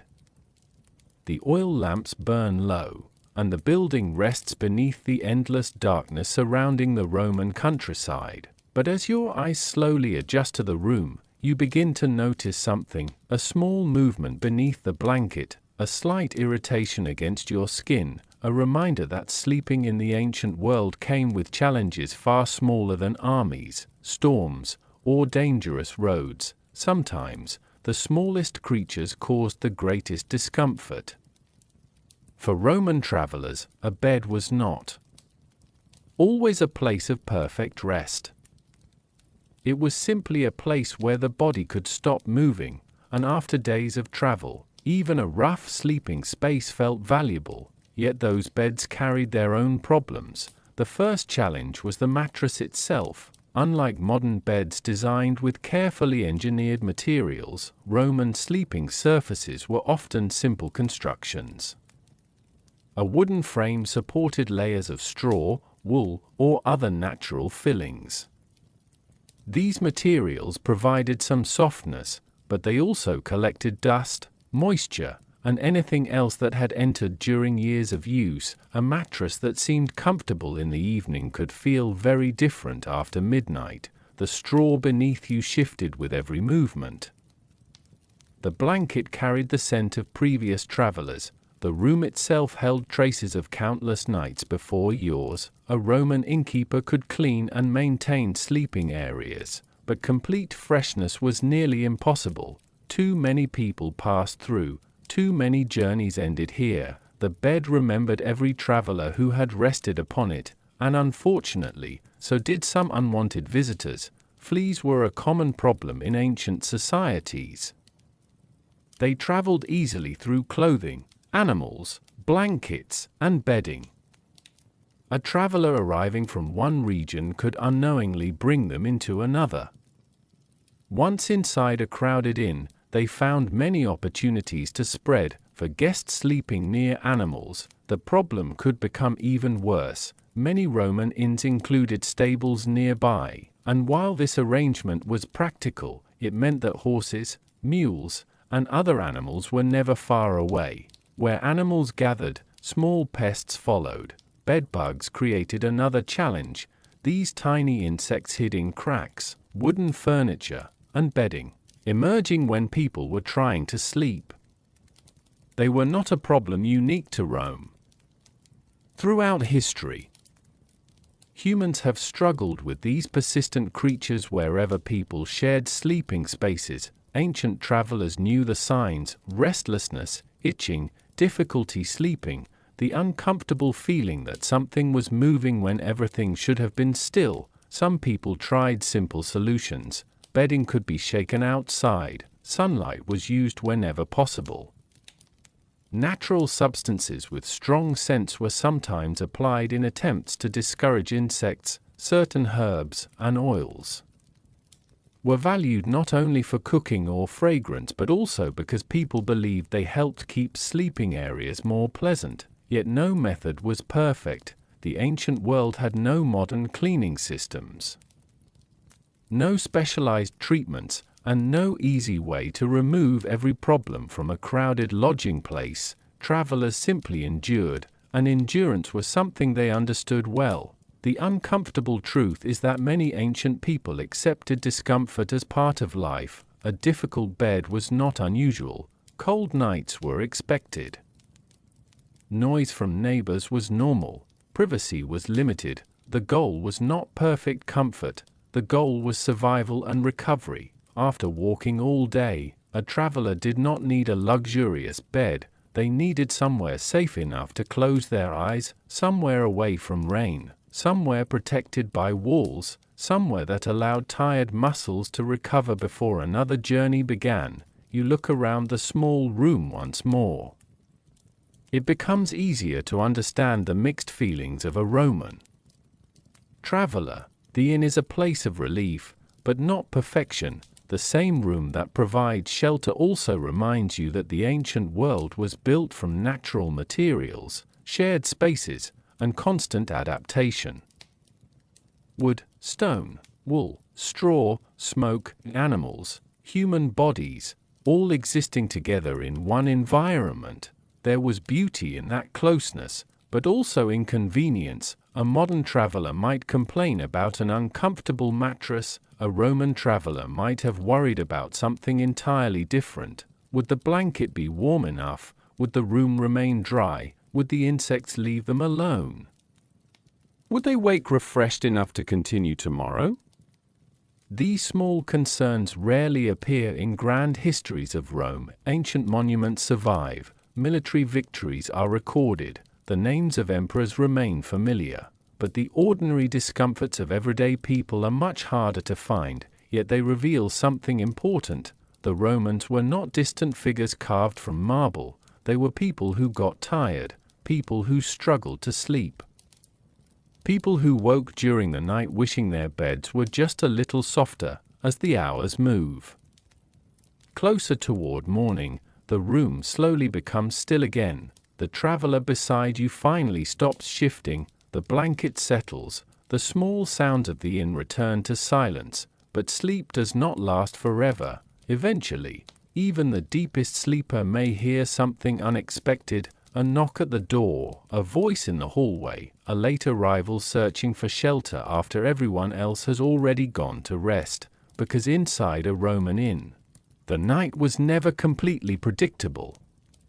The room finally becomes still, after hours of movement, conversation, and the constant rhythm of travelers coming and going. The inn has reached that rare moment when even the walls seem to relax, the oil lamps burn with smaller flames.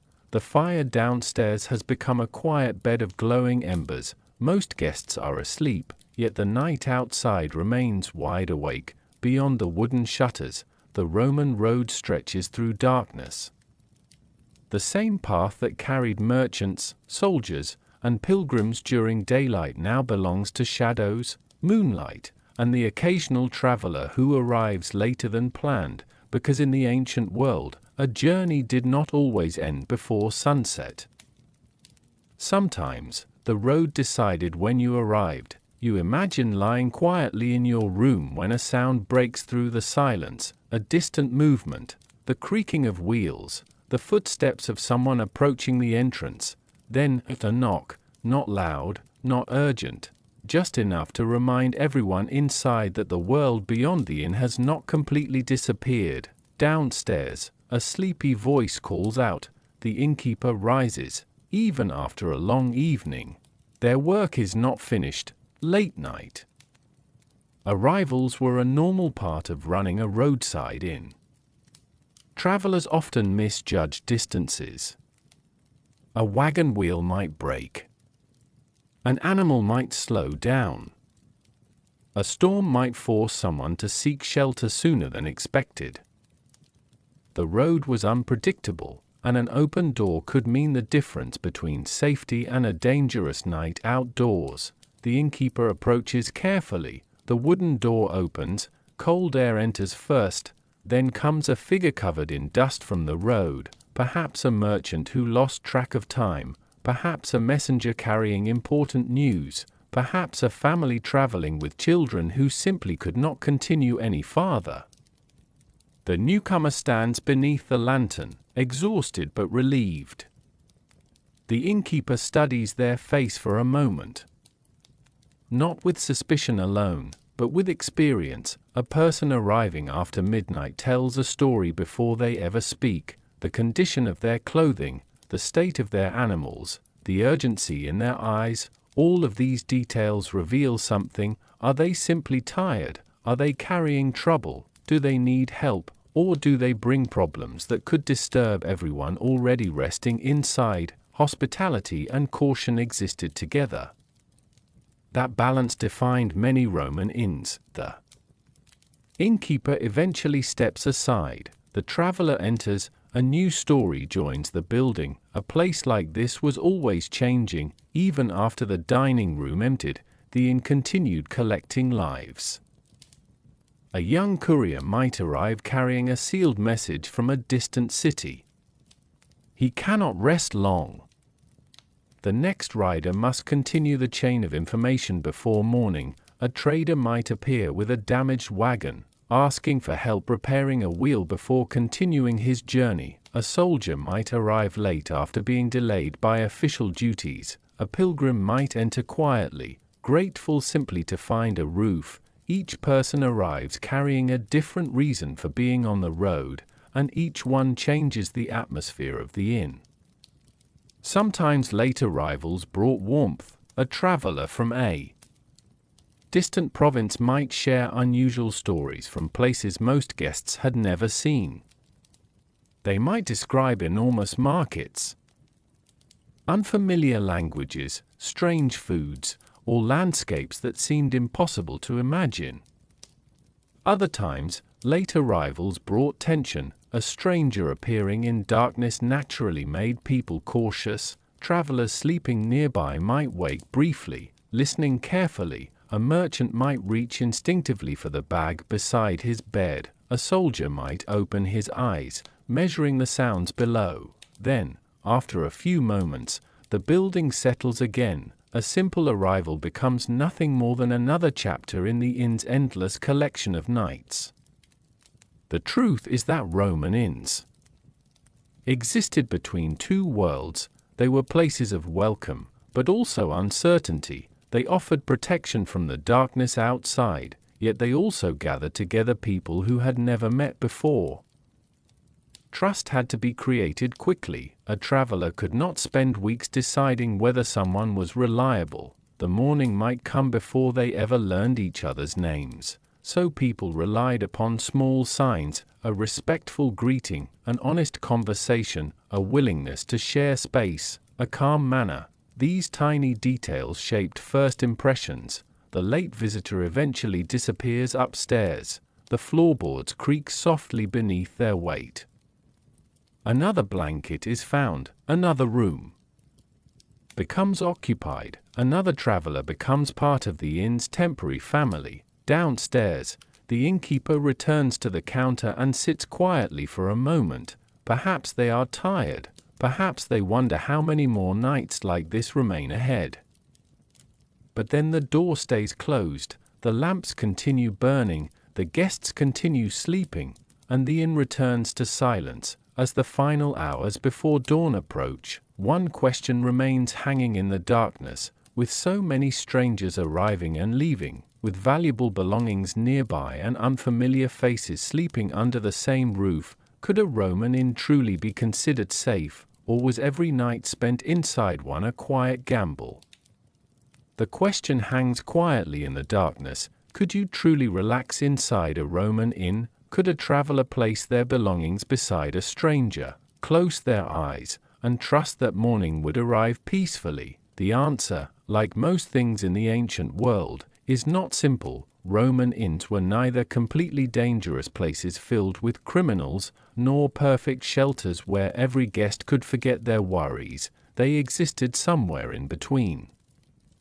They were places shaped by ordinary human behavior, and wherever humans gather, there is always kindness, and always risk. You look around the sleeping inn once again. The same wooden walls that protect travelers from cold winds also hold people who may have never met before tonight.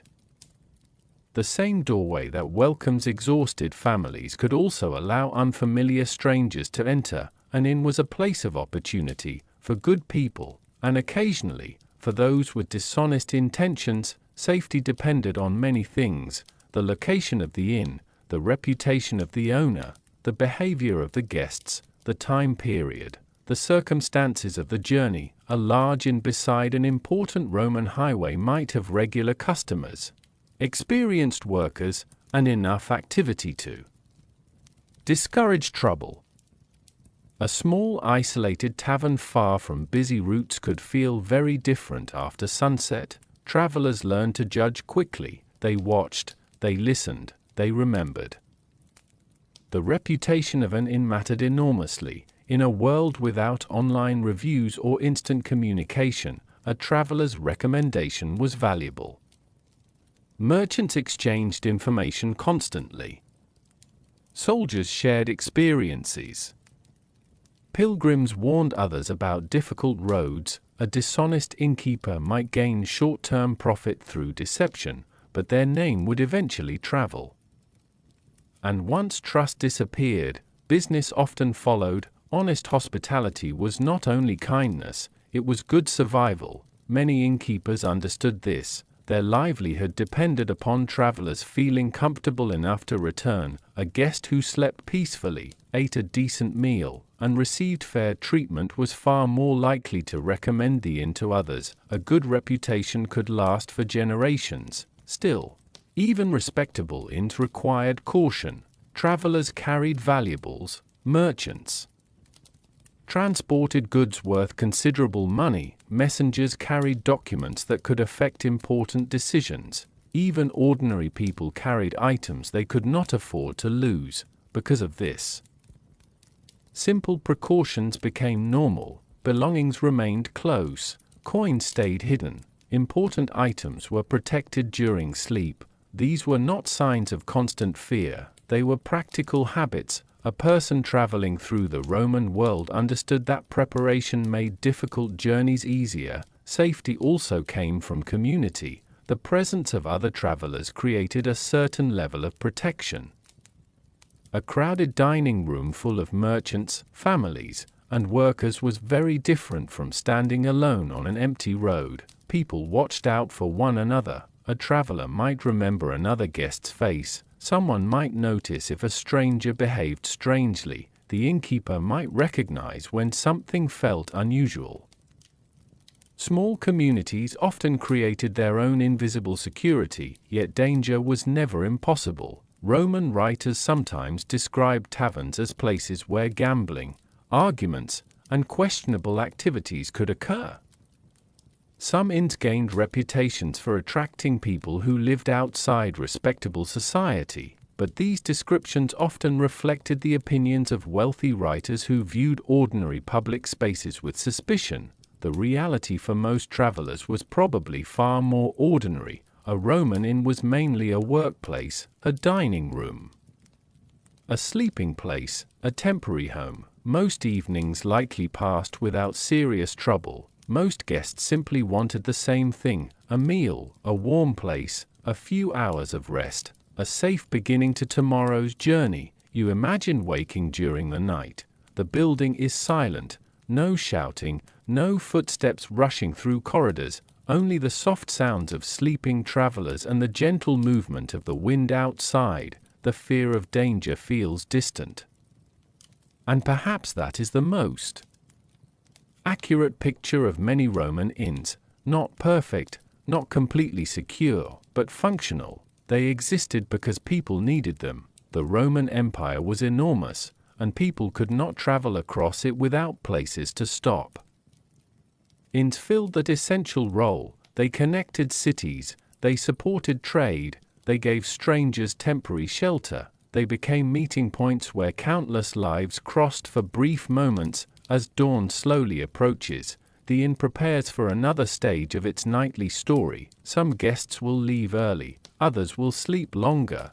The kitchen will awaken, the stables will become busy again. But before morning arrives, there is still one final part of the night to experience: the quiet hours when travelers stop worrying about the road ahead and begin sharing something much older than maps or money: stories. Because around Roman fires, tales traveled just as far as people did. And some of those stories remained alive long after the travelers who told them were gone.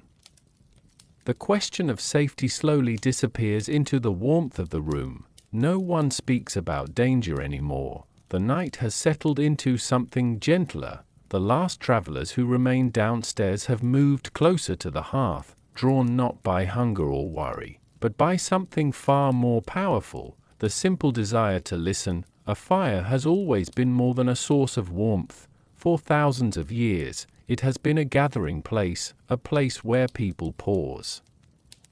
a place where memories are shared, a place where strangers become familiar. Inside the Roman inn, the flames create a small circle of light surrounded by darkness. Beyond that circle are only shadows, sleeping rooms, and the endless roads waiting beyond sunrise.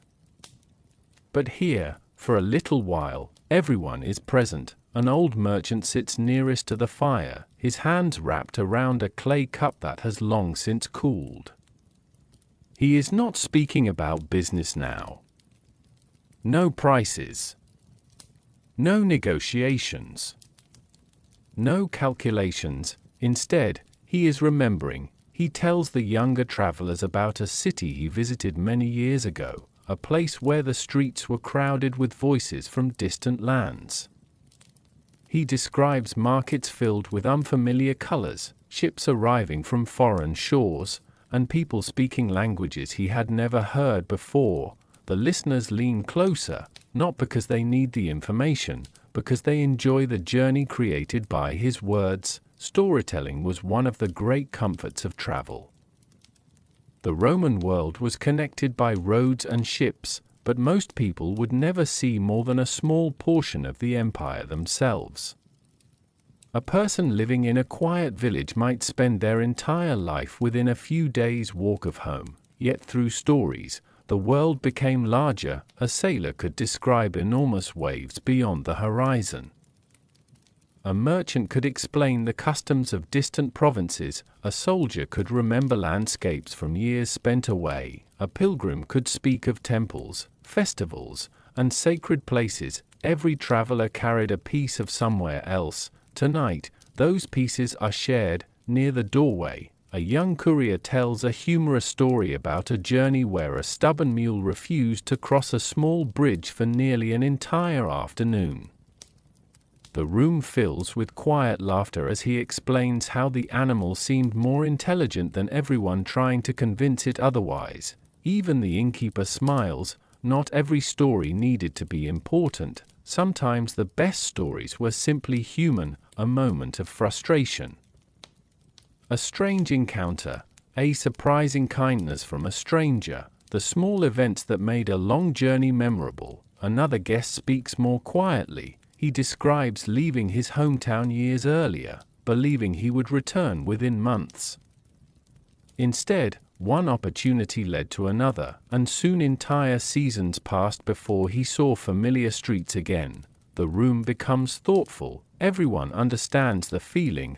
Travel changed people. Sometimes it brought wealth, sometimes it brought knowledge, sometimes it created distance from the lives people once knew. The fire continues burning. The conversation moves naturally from one person to another. No one controls the evening. No one announces who should speak next. The stories simply appear, like sparks rising from the flames. Some are true, some are probably exaggerated, and some may become even larger each time they are repeated. This was the nature of ancient storytelling. Memory shaped history. A simple event could transform into a legend after passing through many voices. A traveler who survived a difficult storm might eventually become the person who escaped the greatest storm anyone had ever seen. A merchant who discovered a rare object might eventually become the person who found treasures from the edge of the world. The truth mattered, but so did the feeling. Stories were not only records, they were experiences. You notice something else while listening. The people around the fire are not only sharing information, they are creating connection. The merchant who arrived as a stranger now feels familiar. The soldier who sat quietly earlier now laughs with others. The nervous traveler who entered late has finally relaxed. The inn has done something remarkable. It has turned temporary companions into a small community. For one evening, these people belong together. Tomorrow they will separate. One road will turn east, another will lead west. Some may never meet again, but tonight they share the same fire, the same roof, the same quiet moment between one journey and the next. As the flames begin shrinking lower, the storyteller's voice becomes softer. The younger guests grow sleepy. The final cups of wine remain untouched on the tables. The night is almost finished. Soon, even the fire will surrender to darkness. But before everyone disappears into sleep, there is one final thought carried through the room. The Roman Empire was enormous. Millions of people lived within its borders, yet places like this small allowed ordinary lives to touch each other, not through grand ceremonies, not through official records, through conversation, through food, through shared moments beside a fire.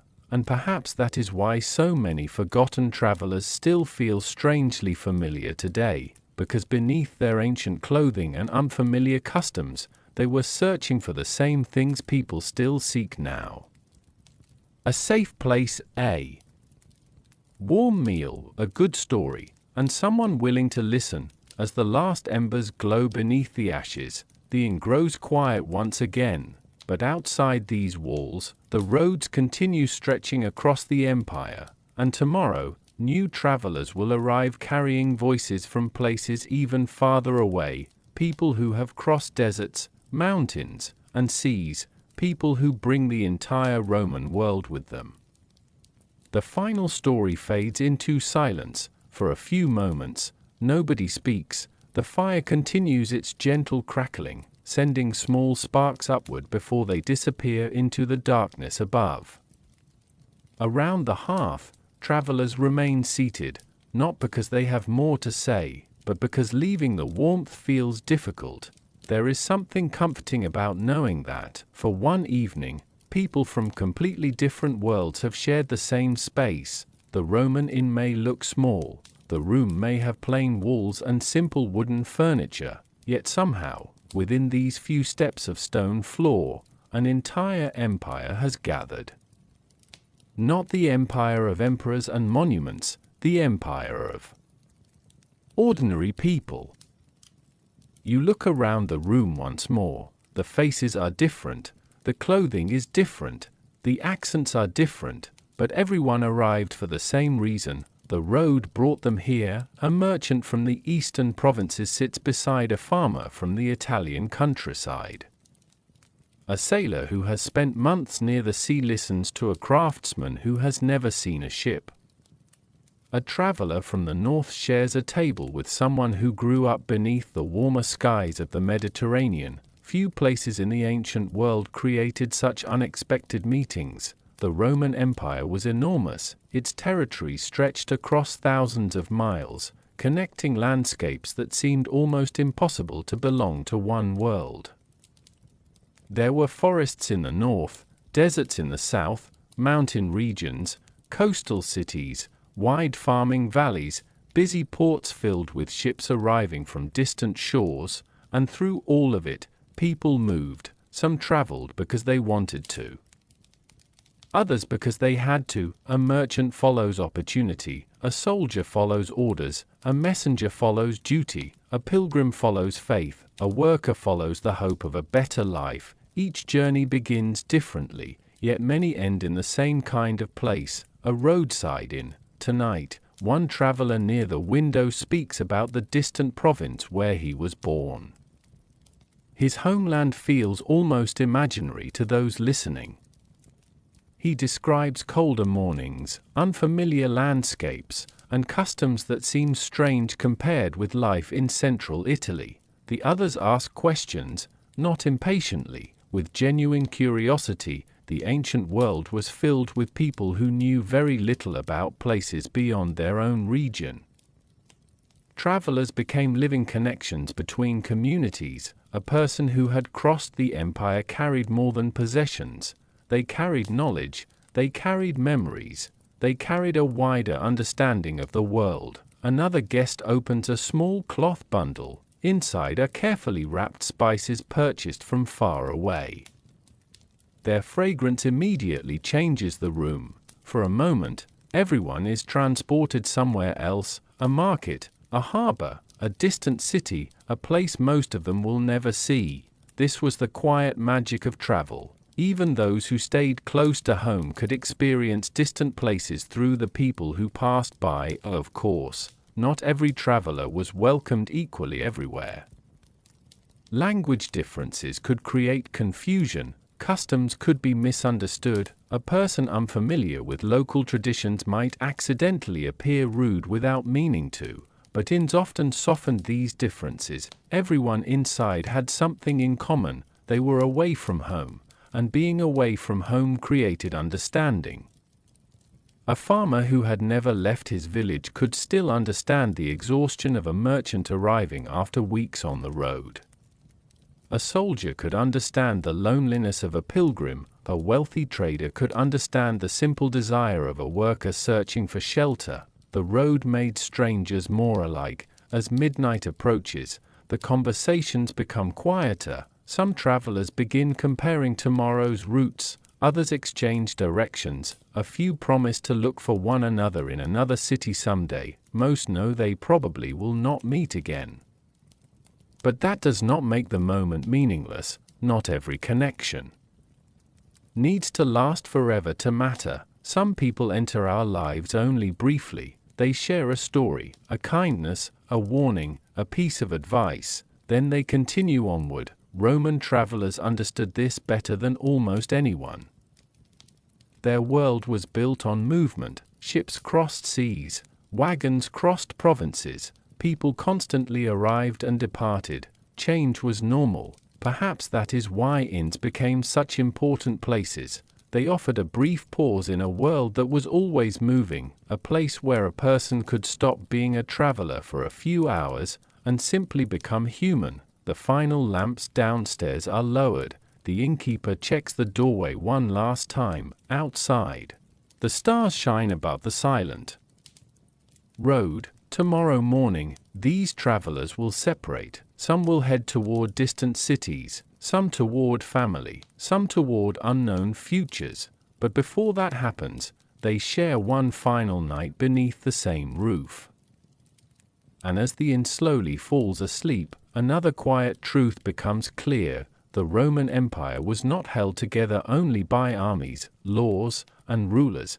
It was also held together by ordinary people crossing paths, sharing meals, exchanging stories, and reminding one another that even in the largest empire the world had ever known, everyone was still searching for the same thing: a place to rest before continuing the journey.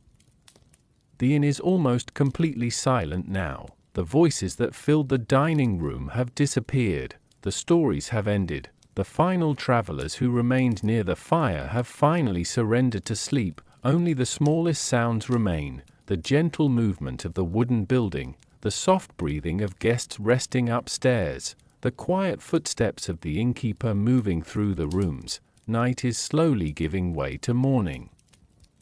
And even before the first light appears beyond the hills, some travelers begin preparing for what comes next. Because inside a Roman inn, rest was never the final destination.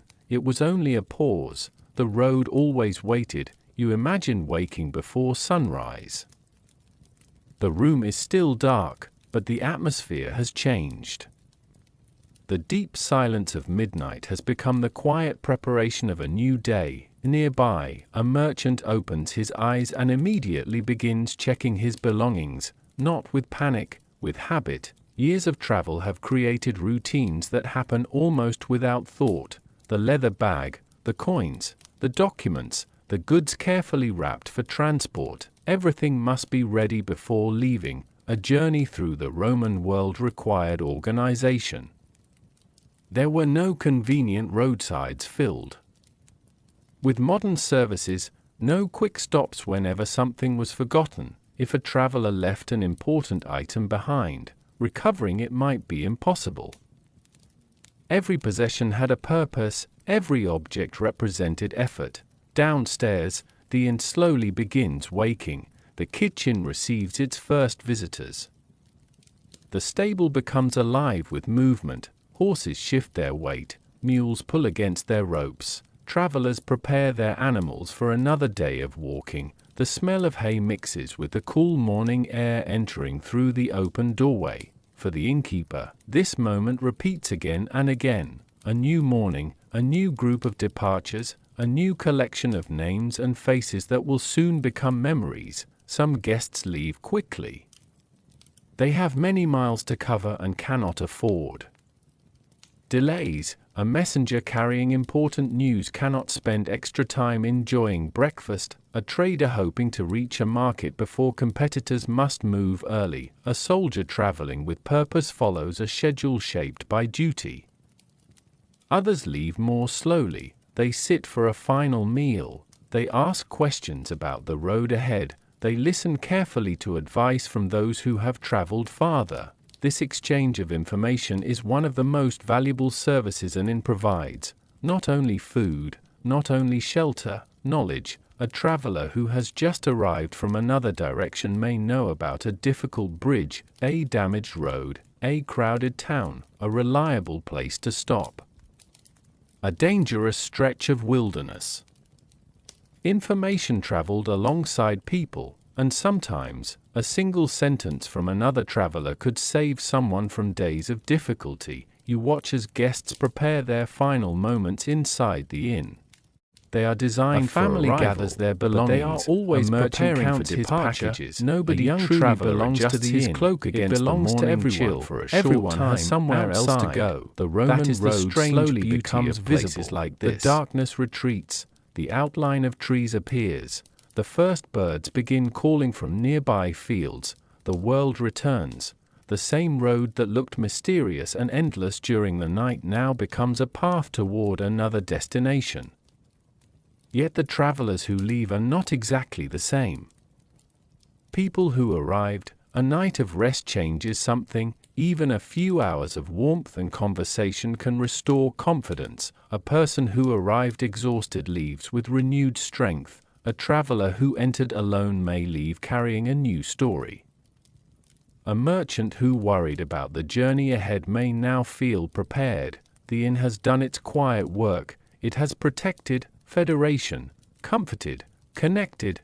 No monument will be built for these ordinary moments. No emperor will record the names of guests who passed through. But history depends on countless unnoticed places like this. The roads of Rome were not only stones and distance, they were people moving, people stopping, people helping one another continue, as the last travelers step. Outside, the innkeeper watches them disappear down the road. One turns east, another heads west. Soon, they become small figures against the landscape. Then nothing remains except the sound of footsteps fading away. Inside, the tables are cleaned, the blankets are folded, the rooms are prepared, because before long, new travelers will arrive, new stories will begin, new voices will fill the same walls. The cycle continues, and as the sun rises higher above the Roman countryside, one final question begins to emerge. After experiencing the long nights, simple meals, shared rooms, and countless travelers who passed through these doors, what was the true meaning of Roman hospitality? Was it the food or the shelter? The morning light slowly spreads across the countryside. The travelers have already begun disappearing along the roads. Some follow the familiar paths toward nearby towns. Others continue toward destinations they may not reach for many days. Behind them, the Roman inn remains standing, quiet again, waiting. At first glance, it may seem like an ordinary building, a few rooms, a dining area, a stable, a wooden doorway opening toward a busy road. But after spending a night inside, something becomes clear. The true importance of a Roman inn was never only the walls around it, it was the human experience inside. Hospitality in the ancient world was complicated. It was not simply about being generous. It was about necessity. The Roman Empire depended on movement. Goods needed to travel, messages needed to travel, people needed to travel, and every person on the road eventually needed somewhere to stop. The inn became one of the most important meeting points of ordinary life, a place where a tired traveler could find food after a difficult day, a place where someone far from home could hear a familiar language, a place where strangers could share a fire and briefly forget how far away they were from everything they knew. Yet Roman hospitality was not always the warm, welcoming image people imagine today. It was practical, a business, a service, an exchange between host and guest. The traveler offered payment, the innkeeper offered shelter, but within that simple exchange, something deeper often developed: trust. A traveler entering an unfamiliar inn had no way of knowing exactly what waited inside. They had to judge quickly. Was the owner honest? Would the food be acceptable? Would their belongings remain safe? Would the night pass peacefully? The innkeeper faced their own uncertainties. Would this traveler pay fairly? Would they respect the building? Would they cause trouble? Both sides depended upon each other. This fragile relationship created the foundation of hospitality. Perhaps that is why reputation mattered so much. A good inn was remembered not because it had the largest rooms, not because it offered luxury, but because people felt treated fairly. A warm greeting, a clean place to rest, helpful advice about the road. These small things created loyalty. In a world where travel was difficult, kindness had real value. A traveler who found a reliable inn might return years later. A merchant might recommend it to others. A family might remember the owner who helped them during a difficult journey. The building itself could become part of people's personal histories. Imagine how many lives passed through the doorway: a young person leaving home for the first time, an elderly traveler completing a final journey, a merchant celebrating a successful business deal, someone carrying sad news from another city, someone returning home after many years away. The inn witnessed all of it, but it never judged. It simply provided a place for moments to happen. This is perhaps the greatest truth about Roman hospitality. It was not perfect. There were dishonest owners, uncomfortable rooms, expensive meals, difficult nights. But behind those imperfections were ordinary people trying to make life easier for one another. An innkeeper lighting a lamp before a traveler arrived, a cook preparing food after a long day, a stranger sharing information about the road ahead, a guest offering kindness to someone far from home. These moments rarely appear in history books, yet they reveal something important. The Roman world was not only built by emperors, generals, and architects, it was also built by countless ordinary people performing small acts every day. The person who opened a door, the person who served a meal, the person who offered directions, the person who listened. These quiet actions connected an empire. As the inn begins another busy morning, you imagine all the travelers who will enter after the previous guests have gone. New footsteps, new voices, new stories, the same walls, the same road, the same human need for rest and connection. Perhaps the greatest achievement of Roman inns was not simply helping people survive journeys. Perhaps they reminded travelers that even in a vast empire, they were never completely alone. Every road needed a destination, every journey needed a pause, and every traveler, no matter where they came from, needed a place where they could stop for a moment and feel welcome. The sun rises higher now. The inn returns to its daily work, but one final scene remains, because before another evening arrives, before another group of travelers gathers beneath the same roof, we must return to the beginning of every new day. The moment when the Roman inn truly wakes, the doors open, the fires return, and yesterday's strangers become today's departing memories. The first light of morning gently reaches across the Roman countryside. The darkness that surrounded the inn throughout the night slowly disappears, revealing the familiar shapes of the world once again. The wooden sign outside stops moving with the cold night breeze. The road becomes visible beneath the rising sun. The fields surrounding the building begin to glow with soft golden light, and inside, the Roman inn wakes, not suddenly, not with noise and confusion, But gradually, the same way a sleeping village slowly returns to life, a small flame is brought back to the hearth. The first sounds of movement echo through the building, wooden doors open, footsteps cross the stone floor. The quiet building that held countless conversations during the night begins another day of ordinary work. For the innkeeper, morning is not the end of the story, it is the beginning of another one. The tables from the previous evening are cleaned, empty clay cups are collected, remaining food is stored away or prepared for another meal. The rooms upstairs are checked, blankets are folded, sleeping areas are prepared for whoever may arrive next. The traces of yesterday's travelers slowly disappear, yet their presence remains, a forgotten conversation, a piece of advice shared near the fire, a memory of laughter from strangers who will never meet again. The inn absorbs these moments and quietly carries them forward. Outside, the road begins filling once more, travelers appear in the distance.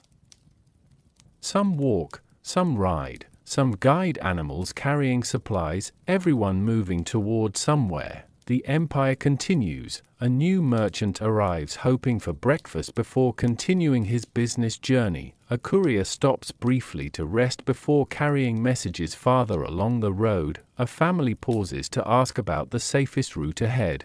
The innkeeper answers each person with the same careful attention.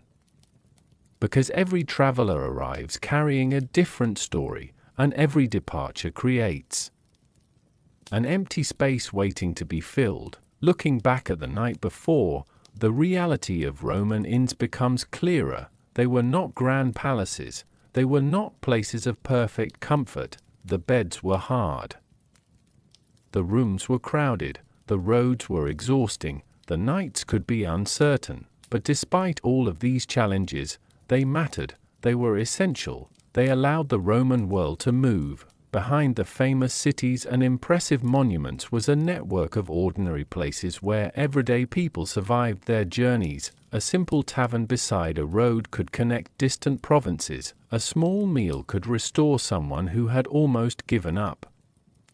A conversation beside a fire could make a foreign place feel less lonely. These were the quiet foundations of a connected empire. History often remembers the largest things, the battles, the rulers, the buildings that survived thousands of years. But places like this remind us that history was also created in smaller moments, a tired traveler opening a door, an innkeeper lighting a lamp, the stranger sharing directions, a family resting safely after a difficult journey. The ordinary experiences were just as real as the extraordinary ones. Perhaps the most surprising thing about Roman inns is how familiar they feel. The names have changed, the language has changed, the roads have changed, but the feelings remain. The exhaustion after a long journey, the comfort of warm food, the relief of finding shelter, the curiosity of meeting strangers, the hope that tomorrow's road will be easier than today's. Nearly 2,000 years separate us from the travelers who once slept inside these rooms, yet for a single evening, it is possible to imagine standing beside them, feeling the warmth of the fire, hearing the quiet voices, watching the oil lamps flicker against the walls, waiting for morning. And perhaps that is the most fascinating part of history. The past is not only made of dates and names. It is made of ordinary moments that disappeared almost completely, moments that felt unimportant at the time, but reveal the humanity of people who lived long before us. The Roman traveler who rested inside this inn did not know their evening would ever be remembered. They were not trying to create history, they were simply trying to reach tomorrow, and maybe that is why their stories still matter, because beneath different clothing, different customs, and different centuries, they were searching for the same things we search for now: a safe place, a warm meal, a moment of peace, a little kindness from another person. The sun is now fully above the horizon. The inn is awake. The road is busy, another evening will eventually arrive, another traveler will push open the wooden door, another story will begin beneath the same roof, and somewhere, hidden among the endless roads of the ancient world, another quiet inn will be waiting, holding memories of people who arrived as strangers and left as part of history.